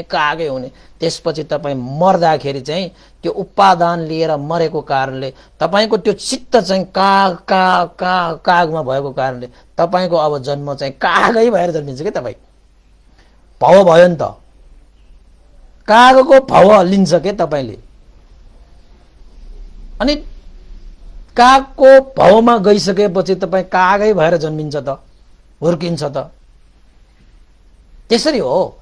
त्यसैले चाहिँ यो हाम्रो जन्म हुने चाहिँ बिउ के हो त भन्दाखेरि तृष्णा हो। तृष्णा जब तपाईले तृष्णालाई क्षय गर्नुभयो भने तपाईको जन्म नै हुँदैन त। किन त भन्दाखेरि जन्म हुने बिउ नै तृष्णा हो। त्यो बिउलाई नै तपाईले क्षय गर्न सक्नुभयो भने अब तपाईको भव हुँदैन। अब भव नभएपछि जाति जन्म कसरी हुन्छ? हुँदैन। त्यसैले अरहन्त भइसकेकाहरूले तृष्णालाई क्षय गरेको कारणले गर्दाखेरि अरहन्तहरू भव चक्रमा पर्दैन, भव चक्रबाट विमुक्त भइसके भनेको मतलब के हो त? अरहन्तहरूले निर्वाणलाई साक्षात्कार गर्ने हो भने त्यो निर्वाण भनेको चाहिँ भवबाट विमुक्त भएको अवस्था। बुझ्नुभयो निर्वाण भनेको? त्यसैले तपाईलाई निर्वाणलाई यसरी बुझ्नुस्, तृष्णा क्षय भन्नुस् हैन, विमुक्ति प्राप्त भएको भन्नुस्, दुःखबाट मुक्त भएको भन्नुस्, भवचक्रबाट मुक्त भएको अवस्था भन्नुस्। निर्वाणलाई त्यसरी हामीले व्याख्या गर्न सकिन्छ र त्यो अरहन्तले मात्रै प्राप्त गर्न सक्छ। सम्पूर्ण दुःख शत्रुहरूलाई चाहिँ निर्मूल पारिसकेका व्यक्तिहरूले मात्रै त्यो निर्वाणलाई प्राप्त गर्न सक्छ। हेर्नुस् है, अब आयो भनेपछि यो निर्वाण भनेको चाहिँ तृष्णाबाट रहित भइसकेपछि भनिसकेपछि जाति जरा व्याधि मरणबाट अलग्ग भइसकेपछि जन्म मरणबाट अलग्ग भइसकेपछि प्राप्त गर्ने यो निर्वाण भए त यो निर्वाण कहाँ छ त? जस्तै चाहिँ मनुष्य लोक, देवलोक, ब्रह्मलोक भनेर हामीले चाहिँ 31वटा भुवन भनेर भनिरहेका छौं। यो 31वटा भुवन भनेको छ यो पञ्चस्कन्ध ग्रहण गरिरहने चक्रहरू हुन् यिनीहरू। 31वटा भुवनमा त जन्म मरण हिजो नै हामीले भने उत्पत्ति हुन्छ, विनाश हुन्छ, उदय हुन्छ, व्यय हुन्छ, जन्म हुन्छ, मरण हुन्छ। यो 31वटा भुवनमा जन्म लिएसम्म तपाईले निर्वाण प्राप्त गर्नै सकिँदैन। त्यसैले देवता भएर जन्मिए पनि तपाई दुःखबाट मुक्त छैन, तृष्णाबाट मुक्त छैन, तपाई भवबाट मुक्त छैन। ब्रह्मा भएर जन्मिए पनि तपाई दुःखबाट मुक्त छैन, तृष्णाबाट मुक्त छैन, भवबाट मुक्त छैन। त त्यसो भए यो निर्वाण भनेको त यो 31वटा लोकमा छैन त। त्यहाँ जन्म लियो भने तपाईले पाउनुहुन्न भनिसकेपछि निर्वाण भनेको चाहिँ अर्कै कुनै त्यस्तो लोक हो त भनेर प्रश्न गर्ने हो भने त्यस्तो लोक पनि होइन। फेरि लोक भयो भने त उदय व्यय भइहाल्छ, जन्म मरण भइहाल्छ। त निर्वाण भनेको जन्म मरणै नहुने, उदय व्यय नै नहुने अवस्था भनिसकेपछि यो 31वटा लोकहरूमा त निर्वाण त 31वटा लोकहरूमा जन्मेर त तपाईले निर्वाण पाएको त हुँदैन। त त्यसो भए निर्वाण कहाँ छ त भन्ने प्रश्न आयो गएन? यो त्रिलोकमा कहीँ पनि छैन त यो निर्वाण भनेको भनेपछि यो निर्वाण भनेको कहाँ छ त भन्ने प्रश्न आयो भने चाहिँ मिलिन्द प्रश्नमा मिलिन्द राजाले नागसेन भन्देलाई सोध्नु भएको त्यो प्रश्नको अलिकति आधार चाहिँ अवश्य लिनु पर्ला तपाईलाई बुझाउनको निमित्त। मिलिन्द महाराजले नागसेन भन्तेलाई सोध्नुहुन्छ, भन्ते नागसेन तपाईहरु यो निर्वाण निर्वाण निर्वाण प्राप्त गर्ने, निर्वाण साक्षात्कार गर्ने भन्नुहुन्छ। त यो निर्वाण कहाँ छ? पूर्वमा छ कि, पश्चिममा छ कि, उत्तरमा छ कि, दक्षिणमा छ कि, यो माथि चाहिँ दिशामा छ कि, यो तल दिशामा छ? कहाँ छ यो निर्वाण भनेर चाहिँ मिलिन्द महाराजले नागसेन भन्तेलाई सोध्नु हुँदाखेरि नागसेन भन्तेले के सोध्नु भयो त भन्दाखेरि, महाराज नागसेन, निर्वाण भनेको न पूर्व दिशामा छ, न उत्तर दिशामा छ, न पश्चिम दिशामा छ, न पूर्व दिशा पश्चिम उत्तर दक्षिण दिशामा छ, न माथि दिशामा छ, न तल दिशामा छ। छवटै दिशामा कहीं पनि यो निर्वाण भनेको छैन भनेर चाहिँ नागसेन भन्तेले चाहिँ उत्तर दिनु हुँदाखेरि मिलिन्द राजा त अचम्म हुन्छ। त मिलिन्द राजाले के भन्नुहुन्छ त भन्दाखेरि, भन्ते नागसेन, यदि सुन चाहिने मान्छे सुन खानीमा जान्छ, धान चाहिने मान्छे धान बालीमा जान्छ होला, हीरा चाहिने मान्छे हीरा खानीमा जान्छ होला, हैन? जसलाई जे चाहिन्छ त्यो त्यो स्थानमा गएर लिन जान हुन्छ, प्राप्त गर्नु हुन्छ। अब कसैलाई ढुङ्गा चाहिन्छ भने ढुङ्गा खानीमा जाने, कसैलाई माटो चाहिन्छ भने माटो भएको ठाउँमा जाने, कसैलाई पानी चाहिन्छ भने पनि खोलामा जाने। पानी चाहिने मान्छेलाई पानी लिने स्थान छ, ढुङ्गा चाहिने मान्छेलाई ढुङ्गा लिने स्थान छ, हीरा चाहिने मान्छेलाई हीरा लिने स्थान छ, सुन चाहिने मान्छेलाई सुन लिने स्थान छ। जे चाहिन्छ त्यो त्यो लिने स्थान भए जस्तै यो निर्वाण चाहने मान्छे, दुःखबाट मुक्त हुने, भवतृष्णाबाट मुक्त हुने चाहने मान्छेले अब भन्नुस् कहाँ गएर त्यो निर्वाण लिने त भनेर चाहिँ नागसेन भन्तेलाई मिलिन्द राजाले प्रश्न गर्नुहुन्छ। तर नागसेन भन्तेले के भन्नुहुन्छ त भन्दाखेरि निर्वाण भनेको एउटा कुनै त्यस्तो विषय वस्तुहरू होइन महाराज, जसलाई प्राप्त गर्नको निमित्त कुनै स्थानमा गएर लिन सकोस्। निर्वाण भनेको वस्तु होइन, निर्वाण भनेको कुनै लोक होइन, निर्वाण भनेको कुनै स्थान पनि होइन। त्यसैले निर्वाण भनेको त एउटा अवस्था हो।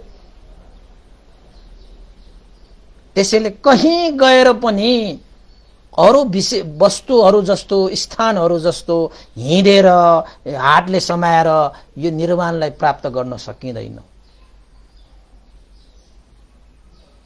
यो त प्राप्त गर्ने एउटा अवस्था हो।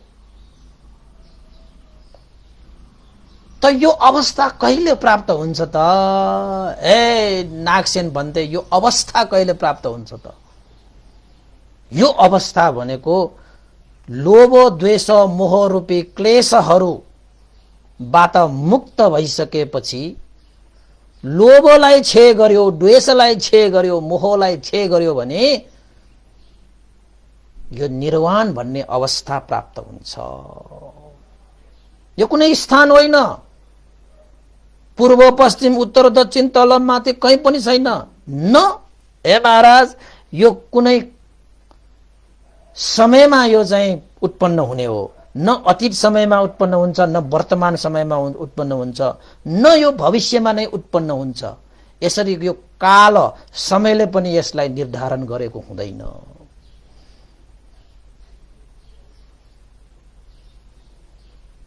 मिलिन्द महाराजले नागसेन भन्तेलाई सोध्नु भएको जस्तै अब फूल टिप्नु पर्दाखेरि कुनै समय हुन्छ हैन, जस्तै बाली नाली गर्दाखेरि कुनै समय हुन्छ। त्यसो भए निर्वाण पनि त्यसरी चाहिँ प्राप्त गर्ने कुनै समय छ कि भनेर सोध्नु हुँदाखेरि चाहिँ मिलिन्द नागसेन भन्तेले भन्नुभयो यसको पनि कुनै समय छैन। यो अतीत समयमा पनि थिएन, वर्तमान समयमा भविष्यमा पनि छैन।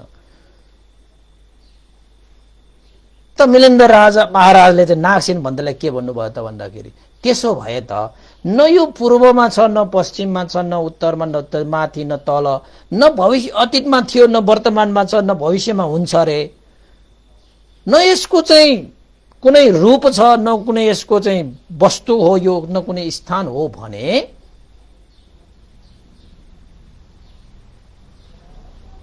भन्ते नागसेन त्यसो भए निर्वाण छैन होला। त्यसो भए निर्वाण छैन होला। कहीं देख्दैन त यो निर्वाण भनिसकेपछि कहीं नदेख्ने यो निर्वाण भन्ने जुन साक्षात्कार गर्ने भनेर भनिरहेका छौ, अब कहीं नभएको चीज त्यसो भए यो निर्वाण भनेकै छैन होला। न यो आँखाले देख्छ, न यो हातले छुन पाउँछ, न यो खुट्टाले हिँड्न पाउँछ भनेपछि त नागसेन भन्ते त्यसरी नदेखिने त्यो मेरो विचारमा यो निर्वाण भन्ने नै छैन होला त्यसो भए भनेर चाहिँ प्रश्न गर्नुहुन्छ। त नागसेन भन्तेले के भन्नुहुन्छ त भन्दाखेरि महाराज मिलिन्द यो संसारमा आगो छ कि छैन भनेर सोध्नु भएको छ। अनि मिलिन्द राजाले त के भन्नुभयो त भन्दाखेरि आगो त छ नि, किन छैन र, संसारमा छ। त आगो कहाँ छ? तपाईं मलाई चाहिँ भन्नु आगो कहाँ छ? पूर्वमा छ कि पश्चिममा छ कि उत्तरमा छ कि? आगो चाहियो भने कता लिन जाने, कहाँ लिन जाने, कसरी लिन जाने? त मिलिन्द राजाले आगो भनेको त आफूलाई चाहिने बेलामा उत्पन्न गर्ने एउटा अवस्था हो नि। त्यो त कहाँ पूर्व दिशामा गएर लिन जाने हो र पश्चिम दिशा? त्यो त यो संसारमा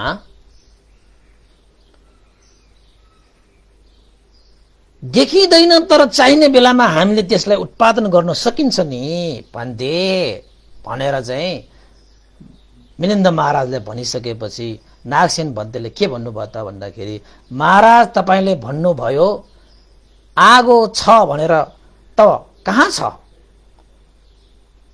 पूर्वमा छ कि पश्चिममा छ कि उत्तरमा छ कि दक्षिणमा छ कि माथि छ कि तल छ कि यो पहिला थिएन कि अहिले मात्र भएको हो कि पहिला अहिले मात्र छैन छ भोलि पर्सि नहुने हो कि? त्यसो त होइन। त महाराज जसरी यो संसारमा आगो छ तर त्यो आगो देखिँदैन, कहाँ छ भन्न सकिँदैन, कसरी छ भन्न सकिँदैन, तर हामीलाई चाहिएको बेलामा अवस्थामा त्यो आगोलाई दुईटा वस्तुलाई घर्षण गरेर जुनसुकै स्थानमा पनि त्यो आगो निकाल्न सकिन्छ। जुनसुकै अवस्था, एउटा ढुङ्गा दुईटालाई हामीले ठोक्कायो भने यही पनि आगो हुन्छ, तर त्यो आगो त छ त, तर त्यो आगो कहाँ बसिरहेको थियो त? महाराज जसरी आगो यो संसारमा छ तर देखिँदैन, त्यो आगो चाहिने बेलामा हामीले उत्पादन गर्न सकिन्छ, त्यो अवस्था निकाल्न सकिन्छ, त निक्लिसकेपछि त्यो आगो हामीले देखेका छौं भने त्यसो भए यो भएको आगो कहाँ बसिरहेको थियो त? कहाँ थियो त त्यो आगो? त्यसरी नै हे मिलिन्द महाराज, जसरी यो संसारमा आगो छ त्यो अवस्था सृजना भयो भने आगो निस्के जस्तै निर्वाण भनेको पनि यहाँ त्यहाँ छ भन्न सकिँदैन। तर यो चित्तको शुद्धताले, यो चित्तमा भएको क्लेशबाट मुक्त भइसकेपछि, तृष्णाबाट रहित भइसकेपछि त्यो अवस्थामा हामीले निर्वाणलाई प्राप्त गर्न सकिन्छ।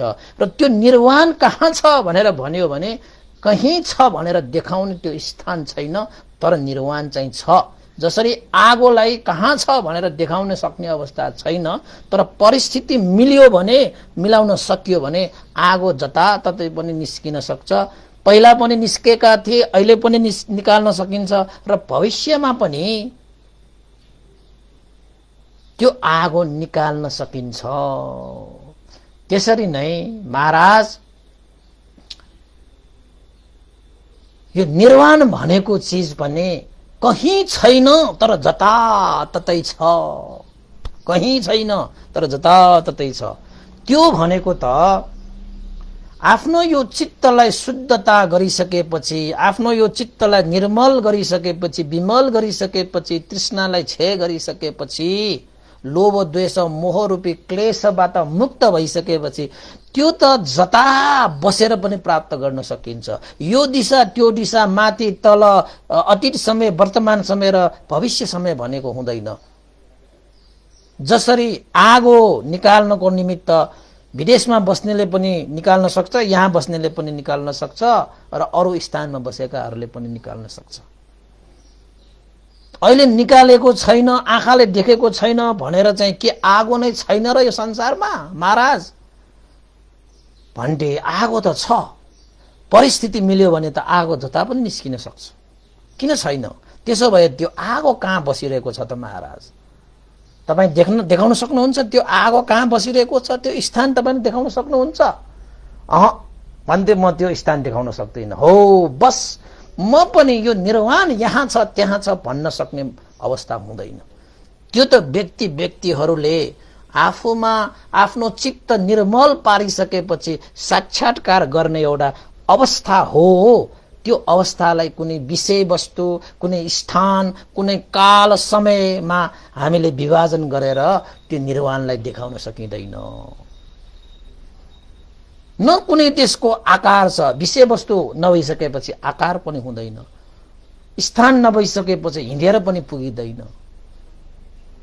त्यो अवस्था भनिसकेपछि यहाँ त्यहाँ बसिरहेको भन्ने कुनै त्यस्तो लोक पनि छैन।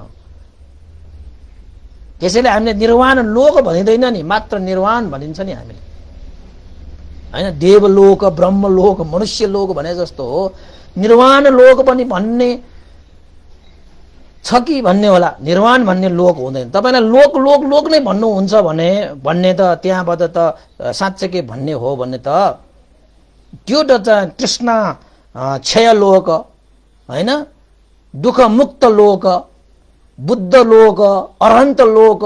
अब लोकै भन्ने हो भने त्यसरी चाहिँ तपाईले चाहिँ नाम चाहिँ दिन सक्ला, तर दिन लोक भनिसकेपछि उत्पत्ति विनाश जन्म मरण हुने भएको कारणले लोक भन्ने शब्द चाहिँ त्यसमा जोड्नुहुन्न। त त्यसपछि नागसेन भन्तेले भन्नुभएछ, महाराज जसरी सप्तरत्न, तपाईले सप्तरत्न भनेपछि अर्कै सोध्नु भयो होला, चक्ररत्न, हस्तिरत्न, अश्वरत्न, अनि त्यसपछि मणिरत्न, स्त्रीरत्न, गृहपति रत्न, परिनायक रत्न भनेर चाहिँ 60 वटा रत्नहरू छन् के। कतिवटा रत्नहरू? 60 वटा रत्नहरू। त्यसलाई सप्तरत्न भनेर अर्कै किसिमको रत्न हुन्छ। म फेरि दोहोऱ्याउँछु तपाईहरुलाई, चक्ररत्न, हस्तिरत्न, अश्वरत्न, मणिरत्न, स्त्रीरत्न, गृहपति रत्न, परिनायक रत्न भनेर 60 वटा रत्नहरू। महाराज तपाईले यस्ता रत्नहरू तपाईले देख्नु भएको छ, सुन्नु भएको छ? हो भन्थे, मैले यस्ता रत्नहरू छन् भनेर सुनेको छु। ठुलठुला सम्राट राजाहरूले चाहिँ यो रत्न प्राप्त गर्छ भन्ने मैले सुनेको छु। त्यसो भए हेरा मिलिन्द महाराज, के ती रत्नहरू ती राजाहरूले कहीं कुनै त्यस्तो खानीमा गएर लिएर आएको हो कि कुनै स्थानमा गएर लिएर आएको हो कि पूर्व दिशा, पश्चिम दिशा, उत्तर दिशा, दक्षिण दिशा, माथि तल गएर त्यस्ता रत्न उनीहरूले प्राप्त गर्ने? त राजाले के भन्नुभयो त भन्दाखेरि त्यस्ता चक्ररत्न, हस्तिरत्न, अश्वरत्न, मणिरत्न, स्त्रीरत्न, गृहपति रत्न, परिनायक रत्न भनेको कुनै स्थानमा गएर त्यो राजाहरूले लिने त होइन, तर कहाँबाट पाउँछ त तिनीहरूले त्यो रत्न भनिसकेपछि नागसेन भन्तेले भन्नुभयो, त्यो रत्न प्राप्त भनेको कुनै स्थानमा गएर प्राप्त गर्ने होइन। त्यो रत्न भनेको ती राजाहरूले पुण्य बल, पुण्य संस्कार र व्रत पालन गरेर प्राप्त गर्ने त्यो 60 वटा रत्नहरू हुन् रे। तपाईहरुले यो रत्नहरू फेरि कहीं चाहिँ त्यो खानीमा गएर लिने रत्नहरू भन्नु होला। यो रत्न भनेको चाहिँ राजाहरूले व्रत पालन गरिसकेपछि, पुण्य प्राप्त गरिसकेपछि उत्पन्न हुने रत्नहरू यो सप्तरत्न भनेको। यस्ता रत्नहरू कहाँ थिए त पहिला? कहाँ बसिरहेको छ त? कहीं पनि बसिरहेको छैन। तर उनीहरूको पुण्य बल, उनीहरूको व्रत पालनको कारणले चक्रवर्ती राजा सम्राटहरूले हैन यस्ता रत्नहरू उनीहरूले चाहिँ प्राप्त गर्छ रे। कहीं गरेर लिन जानु पर्दैन, त्यो उत्पन्न हुने रत्नहरू के। महाराज त्यसरी नै यो निर्वाण प्राप्तिको लागि कुनै पनि स्थान छैन, कुनै पनि समय छैन, कुनै पनि दिशा छैन।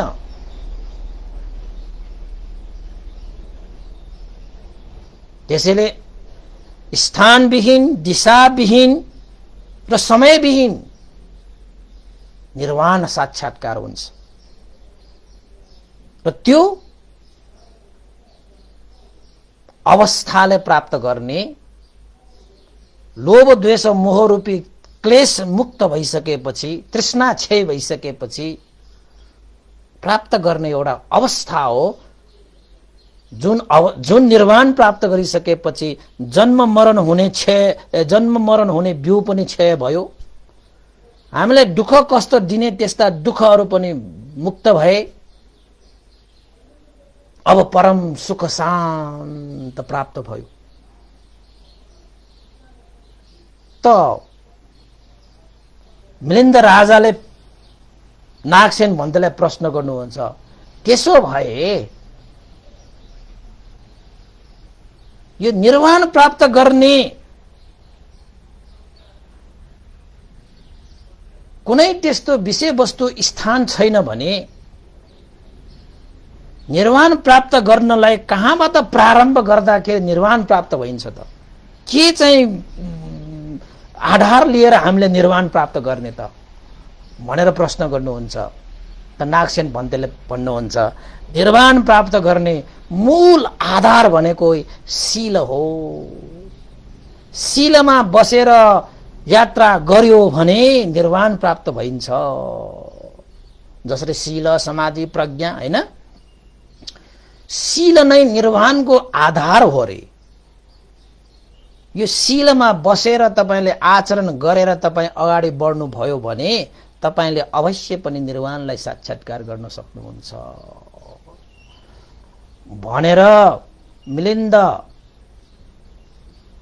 राजालाई नागसेन भन्तेले निर्वाणको विषयमा यसरी व्याख्या गरिदिइसकेपछि मिलिन्द महाराज पनि धन्य नागसेन भन्ते, तपाईले निर्वाण मलाई चाहिँ विस्तृत रूपमा मलाई जानकारी दिनुभयो भनेर मिलिन्द महाराजले निर्वाणको विषयमा साक्षात्कार गर्नुभयो।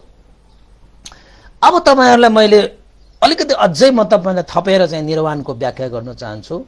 निर्वाण भनेको चाहिँ दुई किसिमको हुन्छ, हेर्नुस् है। एउटा निर्वाण भनेको सउपादिशेष निर्वाण र दोस्रो भनेको अनुपादिशेष निर्वाण। अब सउपादिशेष निर्वाण भनेको चाहिँ कस्तोलाई निर्वाण भनिन्छ त भन्दाखेरि पञ्चस्कन्ध धारण गरे तापनि, यो शरीर भए तापनि क्लेशबाट मुक्त भएर, तृष्णाबाट क्षय भएर प्राप्त गर्ने परम सुख शान्ति अवस्थालाई सउपादिशेष निर्वाण भनेर भनिन्छ। र अनुपादिशेष निर्वाण भनेको चाहिँ यो शरीर र यो क्लेश तृष्णाहरू रहित भइसकेपछिको अवस्था, यानी कि यो संसार छोडेर गइसकेपछि प्राप्त हुने निर्वाणलाई अनुपादिशेष निर्वाण भनेर भनिन्छ। अब निर्वाणमा पुगिसकेपछि त जन्म र मरण पनि छैन भनिसकेपछि अर्को एउटा प्रश्न उठ्न सक्छ, अब निर्वाण भनेको त जन्म र मरणै छैन भने अब त्यो निर्वाण भनेको त सुखै भएन त। अब हामीलाई त कस्तो भन्दाखेरि चाहिँ खान पाए सुख, लाउन पाए सुख, बोल्न पाए सुख, हेर्न पाए सुख भइरहेका व्यक्तिहरूलाई अब त्यहाँ त पञ्चस्कन्ध नै ग्रहण गर्नु पर्दैन, आँखा कान नाक यो जीवनै हुँदैन त्यहाँ भइसकेपछि त त्यसो भए त सुख कसले भोग गर्ने, सुख कसरी प्राप्त गर्ने होला भन्ने जस्तो तपाईहरुले हुन्छ होला।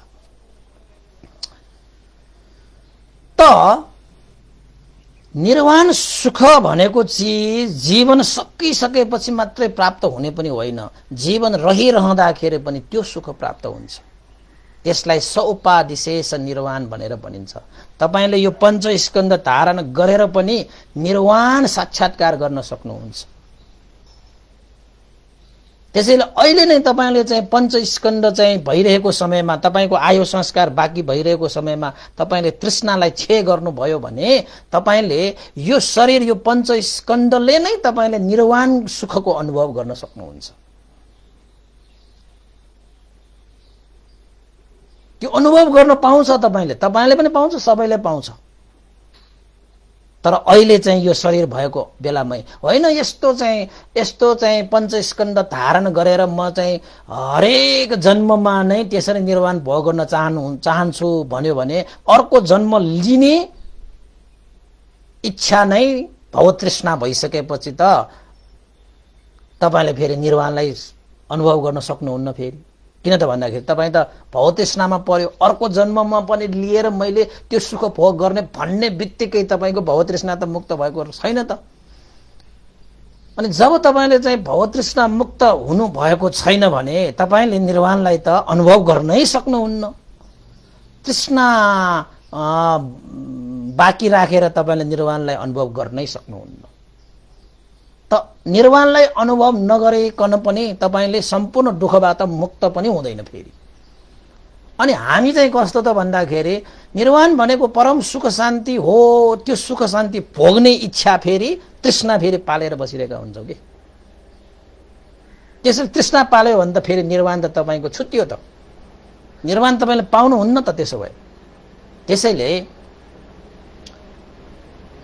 सउपादिशेष निर्वाण भनेको भगवान बुद्धले 35 वर्षको उमेरमा बोधि वृक्ष मुनि बुद्धत्व ज्ञान प्राप्त गर्दाखेरि भगवान बुद्धले अरहन्त फल प्राप्त गरी निर्वाण सुखलाई अनुभव गरेको त्यो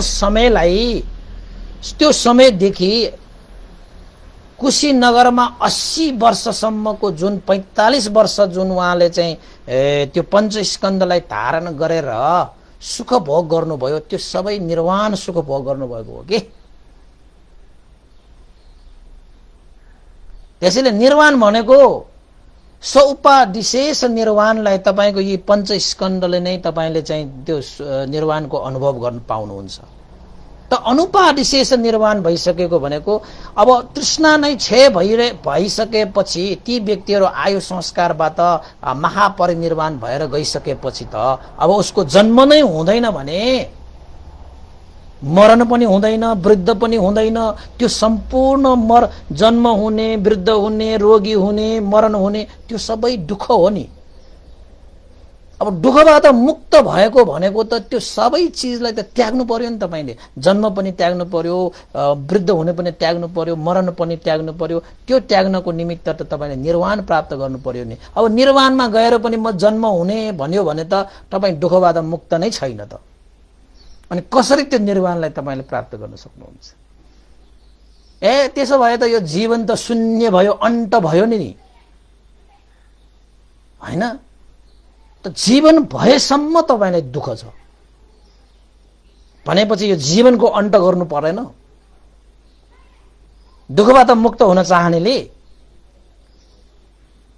तृष्णाबाट मुक्त हुनु परेन, भवबाट मुक्त हुनु परेन? पर्यो।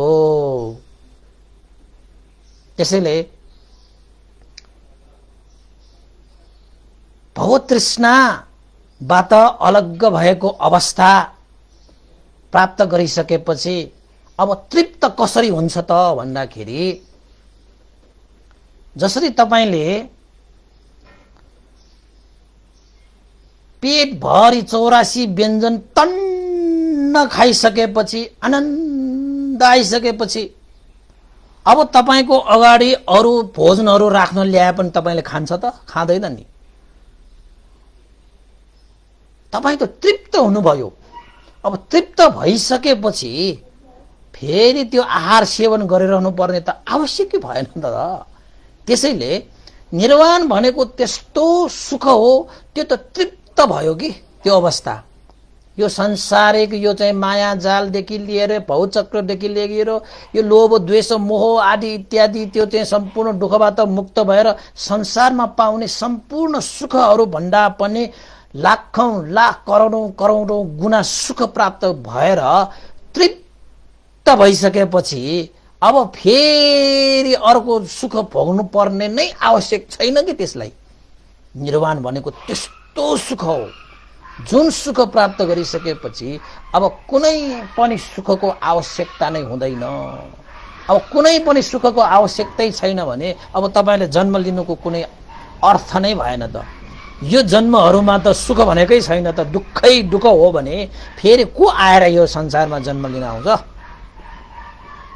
किन त भन्दाखेरि निर्वाण सुख पाइसकेपछि यो संसारको यो चाहिँ यो बिजुली चम्के जस्तोको क्षणिक सुख भनेको त निर्वाणको अगाडि त झिनो सुख हो। त्यो सुख प्राप्त गर्नको निमित्त अब तपाई फेरि यो लोकमा आएर जन्मिनु पर्ने अवस्था हुन्छ र तपाईले त तृप्त हुने गरी परम सुख शान्ति पाइसकेको व्यक्तिले अब त्यस्तो एउटा झिना मसिना सुखमा भुलेर त बस्दैन।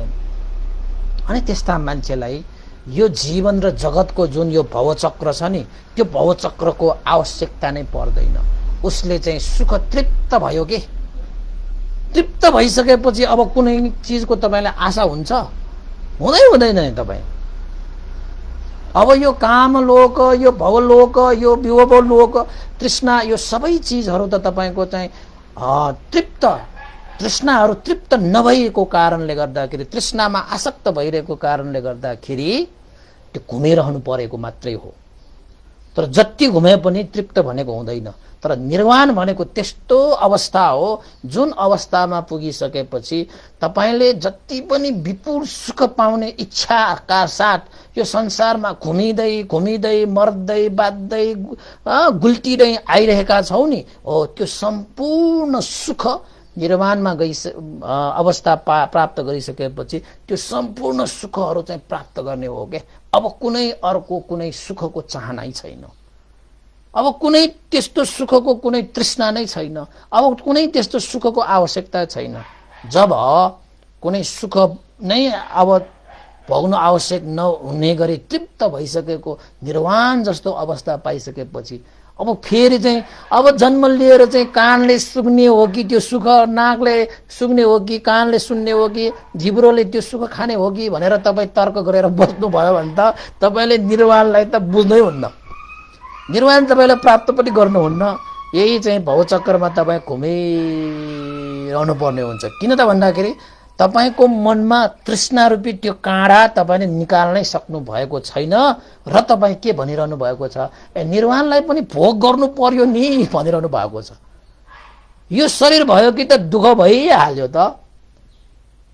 निर्वाण प्राप्त गरिसकेपछि तपाईले भोग नै गर्ने हो भने पनि सउपादिशेष निर्वाण प्राप्त गर्नुस् न। तपाईको आयु संस्कार बाँकी छँदैखेरि तपाईले निर्वाण प्राप्त गर्नुभयो भने, अरहन्त फल प्राप्त गर्नुभयो भने, जति पनि आयु छ, ल मानौ अहिले तपाईको 50 वर्ष छ अरे, तपाईले चाहिँ अब 100 वर्षसम्म तपाईँ बाँच्नुहुन्छ अरे भनेपछि 50 वर्षसम्म त तपाईको यो पञ्चस्कन्धले नै हुँदा हुँदा नै तपाईले निर्वाणको चाहिँ अनुभव गर्नु पाउनु भनेको त त्यो कति ठुलो कुरा हो। र त्यो 50 वर्षसम्म तपाईले निर्वाण सुख प्राप्त गर्दाखेरि अब यो संसारिक यो माया मोहको सुख भनेको त केही पनि होइन के त्यसलाई। अनि त्यस्ता माया मोहको त्यो संसारको त्यो सुख उसलाई केही नभइसकेपछि, त्यो भन्दा विपुल सुख प्राप्त गरिसकेपछि अब यो संसारप्रति ऊ आसक्त हुन्छ।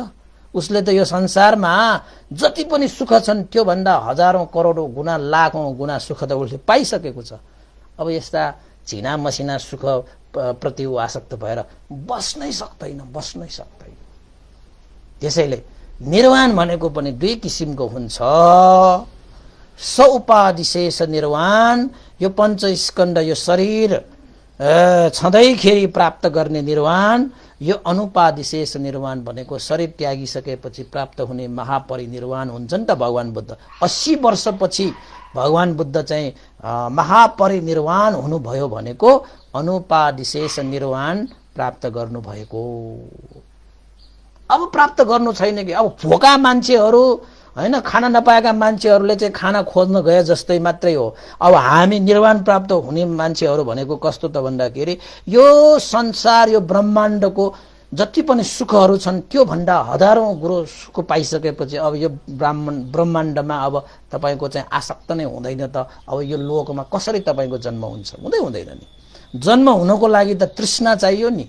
तृष्णै छैन भने तपाईको जन्म कसरी हुन्छ? हो, अहिले बल्ल बुझ्नु भयो होला।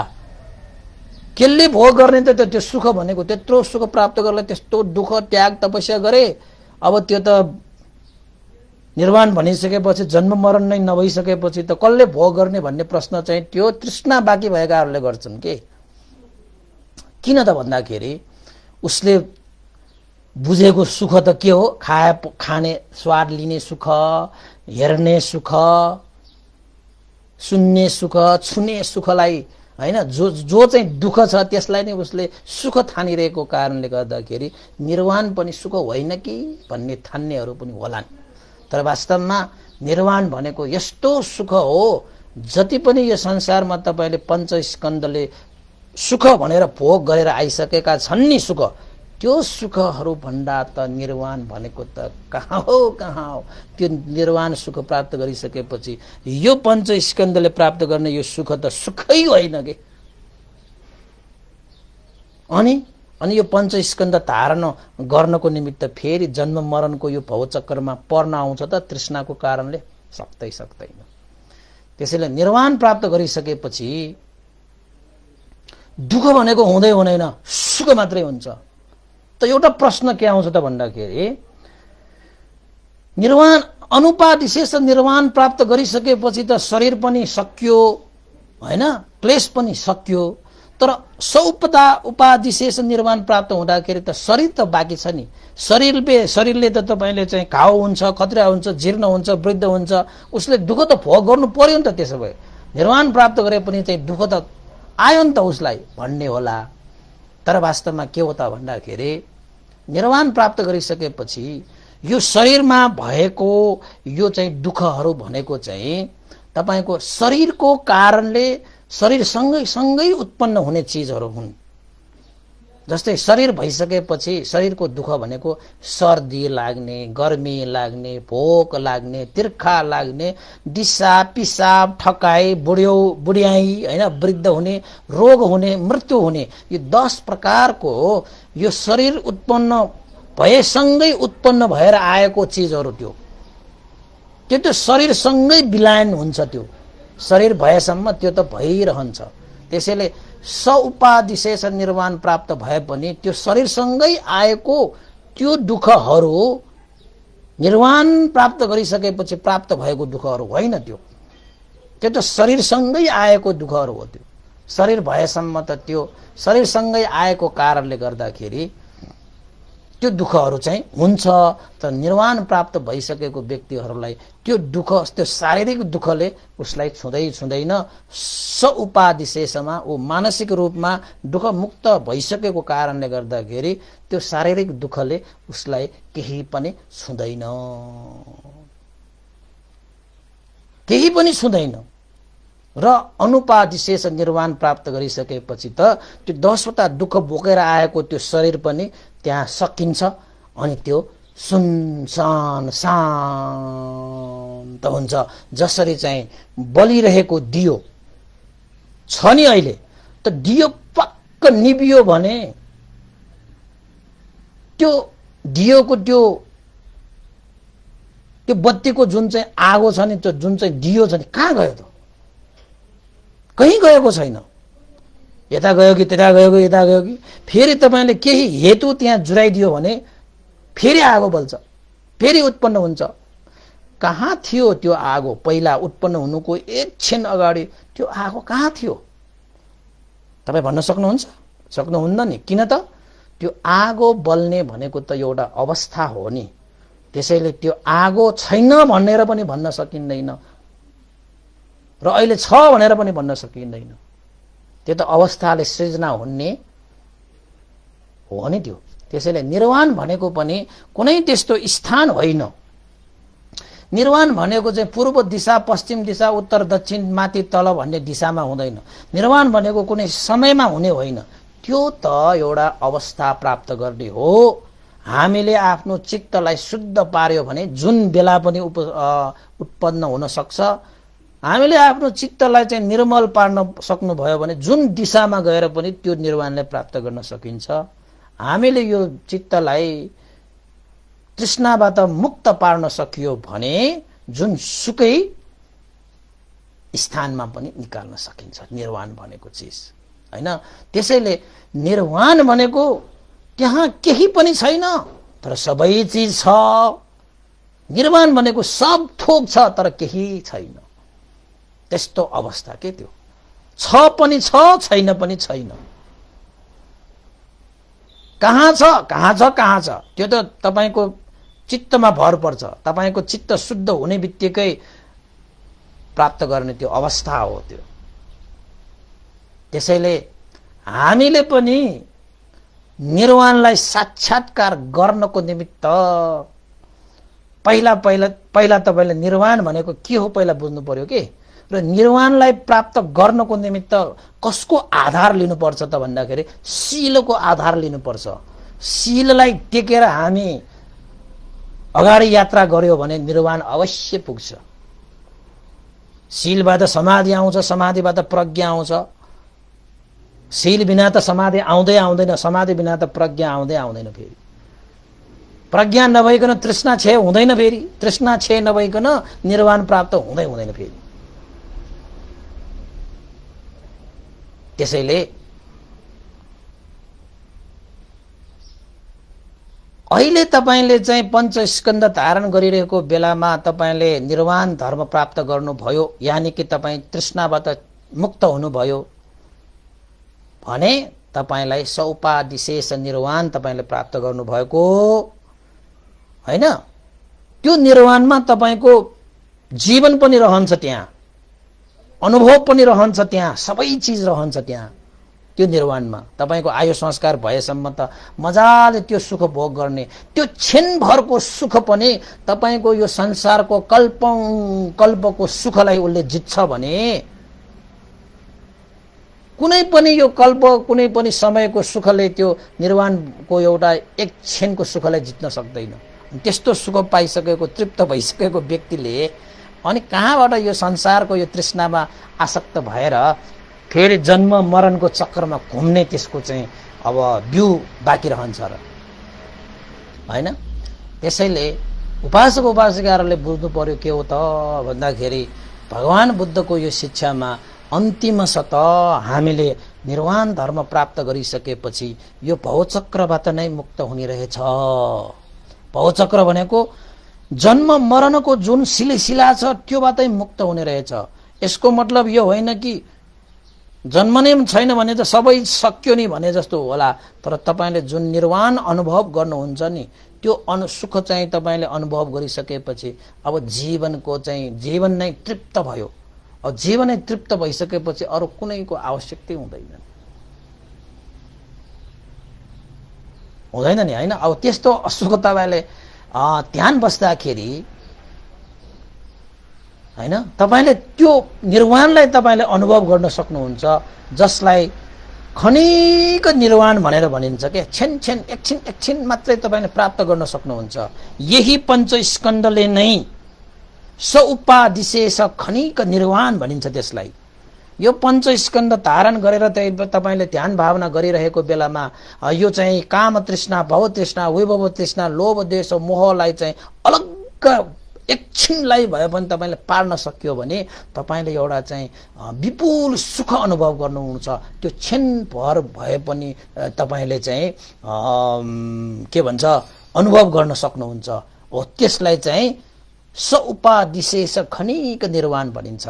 हो त्यो निर्वाण प्राप्त गरिसकेपछि त तपाईले त्यो एक क्षणको त्यो सुख पनि यो संसारको यो जति पनि घुमेर आएको, जति पनि यो सुख घुमेर आए पञ्चस्कन्ध धारण गरेर घुम्दै फिर्दै आएको, अनुभव गरेर आएको त्यो सुख भन्दा त त्यो एक क्षणिक निर्वाण सुख त कता हो। त्यसैले पुनर्जन्म चाहिँ भइरहने जुन यो सिलसिला छ, यो जन्मपछि अर्को जन्म त हुन्छ।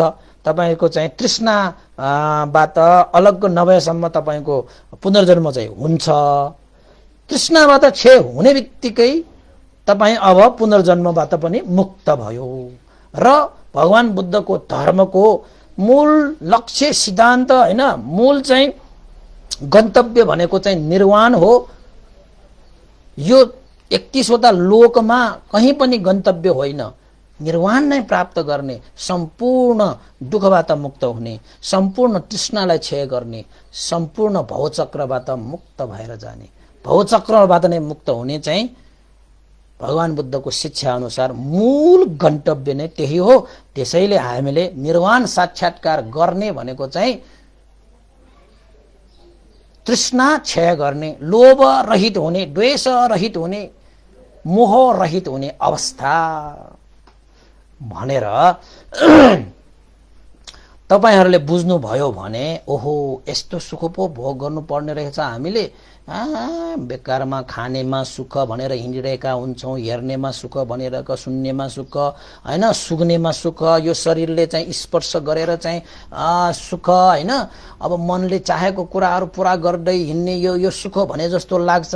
तर वास्तवमा त्यो चाहिँ पञ्चस्कन्धहरु आसक्त भएर चाहिँ त्यो प्राप्तिमा सुख अनुभव गरेर हिँड्ने मात्र हो, त्यो वास्तविक सुखहरु होइन। तिनीहरु कहिले तृप्त हुँदैन। त्यो सुख भनिरहेका हुन्छौं, तपाईको त्यो सुखबाट तपाईलाई एक सुख आउँछ भने 1000 दुःख आउँछ तपाईलाई। अनि त्यस्तोलाई सुख भन्न मिल्छ त? मिल्दैन नि हैन।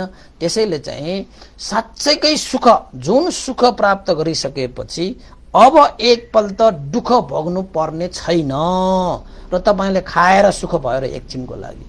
अर खान पाएन भने त फेरि दुःख हुन्छ।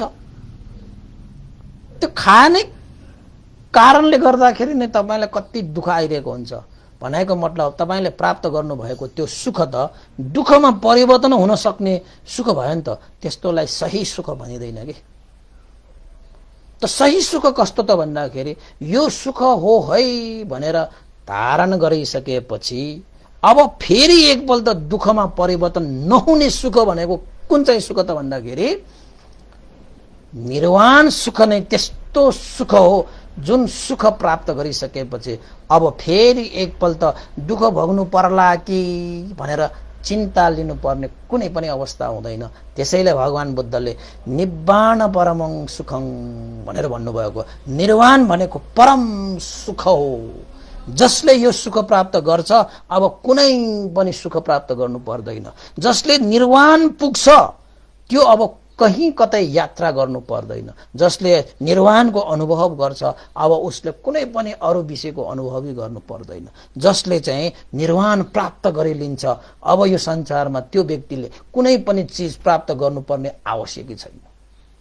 जसले निर्वाणको दर्शन गर्छ त्यसले त्यसले अब कुनै पनि चीजलाई हेर्नु पनि पर्दैन। जसले निर्वाणलाई सुन्छ त्यसले अब यो कानले अरू के पनि सुन्नु पर्दैन। जसले निर्वाणलाई समाउँछ अब यो हातले अरू के पनि समाउनै पर्दैन। जसले यो खुट्टाले निर्वाण पुग्छ त्यो अब खुट्टा कहीँ पनि हिँड्नै पर्दैन। जसले निर्वाणलाई अनुभव गर्छ यो हृदयले, अब यो हृदय यो मन यो चित्तले अब कुनै अनुभवै गर्नु पर्दैन। त्यस्तो पो हो त निर्वाण भनेको त। अनि बुझ्न गाह्रो छ नि, त्यत्तिकै सजिलो हुन्छ यो सानोतिनो कुरा होइन नि त यो।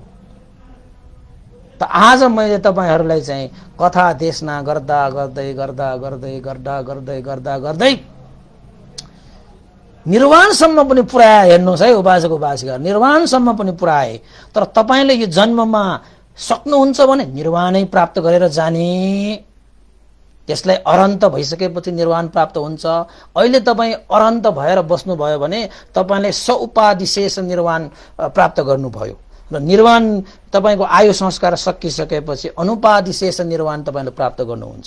यदि सौपादिशेष निर्वाण पनि प्राप्त गर्नु भएको छैन तर अनुपादिशेष निर्वाण पनि प्राप्त गर्नु भएको छैन भने कमसे कम सौपादिशेष खनिक निर्वाण त प्राप्त गर्नु पर्यो नि। त्यसको लागि त ध्यान भावना बस्ने हो। तपाईले क्षणभर भए पनि जीवनभर तपाईले निर्वाण भोग गर्नु पाउनु नभए तापनि ध्यान बसेर तपाईले क्षणिक क्षणिक, खनिक भन्छ पाली भाषाबाट, नेपाली भाषाबाट क्षणिक भनेको एक क्षण के, जस्तै एक सेकेन्ड हैन, त्यति भए पनि तपाईले अनुभव गर्नुभयो भने ओहो तपाईले चाहिँ महसुस गर्नुहुन्छ नि। यही पञ्चस्कन्धले महसुस गर्नुहुन्छ, अरूले महसुस गर्ने होइन। के महसुस गर्नुहुन्छ? ओहो यो संसारमा निर्वाण सुख भनेको त यस्तो क्षणिक मैले सुख पाउँदाखेरि पनि मैले जिन्दगीभर सुख भनेर भोगेर आएको त यो क्षणिक सुखको अगाडि त त्यो सुखहरू त के पनि होइन रहेछ। ओहो यस्तै खनिक सुखलाई मैले जीवन उपरान्तसम्म त्यस्तो सुख भोग गरेर चाहिँ तृप्त हुन पाए भने त यो संसारमा आएर मलाई सुख चाहियो भन्नै आउनु परेन भनेर अनि तपाईं चाहिँ निर्वाणको मार्गमा अनि हिँड्नुहुन्छ। त्यसैले चाहिँ कमसे कम क्षणिक समाधि भए पनि क्षणिक समाधिले नै प्राप्त गर्ने हो। क्षणिक निर्वाण भए पनि तपाईले अनुभव गरेर जीवनयापन गर्न सक्नु पनि तपाईको भाग्यमानी हो के, तपाईँ सौभाग्य हुन्छ के त्यो विषय चाहिँ। त्यसैले त्यसको लागि त तपाईले ध्यान भावना आवश्यक छ। जसै तपाईलाई भोक लाग्दाखेरि खाँदाखेरि सुख अनुभव भयो नि त, भयो कि भएन? भयो नि। चिसो हुँदाखेरि न्यानो लुगा लाउँदाखेरि सुख अनुभव हुन्छ। त्यो सुख भनेको त के पनि होइन के। मनले चाहे जस्तो प्राप्त गरेर चाहिँ घर प्राप्त गरे हैन, तपाईले चाहिँ चाहे जस्तो तपाईँ चाहिँ हीरा मोती जवाहरलाल पन्ना आकाशबाट वर्षा भए जस्तो हीरा मोती वर्षा भएपछि तपाईको मनले चाहे जस्तो त्यत्रो सम्पत्ति पाउँदा पनि निर्वाणको एक क्षणको सुखको अगाडि त्यो सम्पूर्ण सुख के पनि होइन के पनि होइन, के पनि होइन। निर्वाण सुख भनेको त्यस्तो। ओहो त्यस्तो हो भने त एकचोटि त अनुभव गर्नै पर्ला भन्ने तपाईलाई श्रद्धा आयो भने मात्रै तपाईँ चाहिँ हिँड्न सक्ने हो नि।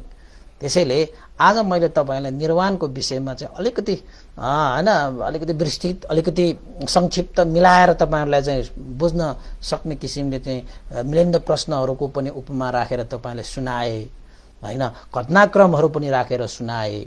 निर्वाण भनेको के हो, यसको अर्थ के हो, निर्वाण प्राप्त गर्दाखेरि कुन अवस्था हुन्छ, निर्वाण कहाँ छ, निर्वाण प्राप्त गर्नको निमित्त चाहिँ आधार के हो, त्यो पनि मैले बताएँ।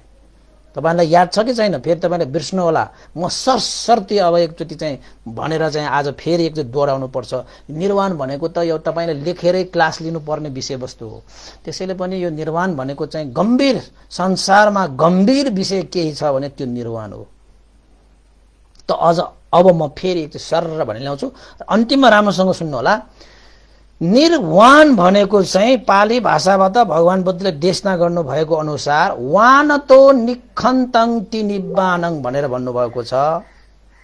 वानतो निखन्तङ, वानलाई नाश गर्नेलाई नै निर्वाण भनिन्छ भनेर भन्नुभएको छ।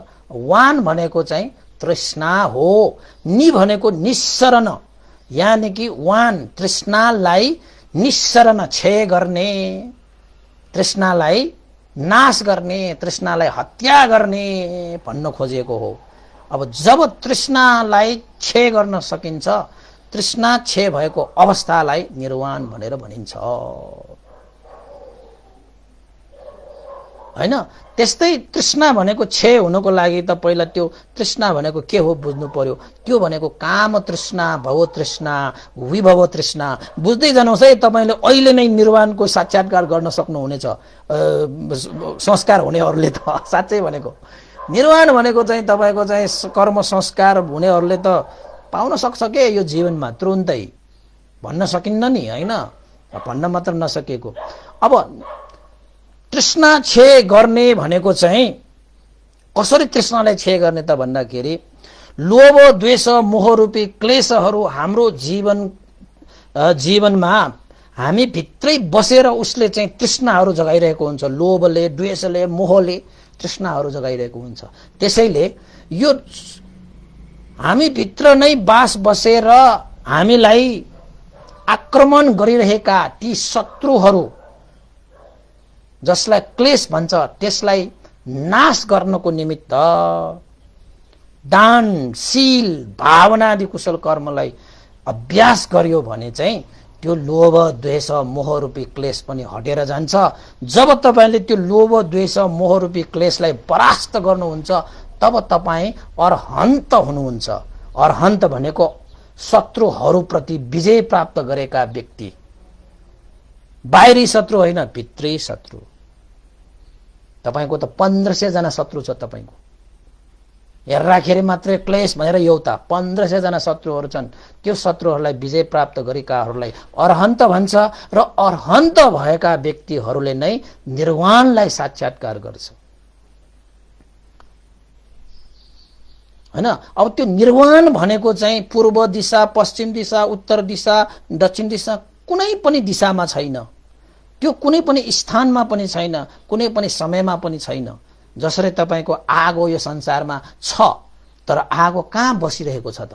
जुन आगो निस्किएपछि जसलाई पनि भस्म पार्न सक्ने आगो यो संसारमा जताततै छ, तर कहाँ बसिरहेको छ त? दुईटा विषयवस्तुहरू रगडियो भने, घोटियो भने त्यहाँ आगो निस्किन्छ। त्यसरी नै त्यो व्यक्ति जो पनि हुन सक्छ, त्यो व्यक्ति पूर्व दिशामा पनि हुन सक्छ, पश्चिम दिशामा पनि हुन सक्छ,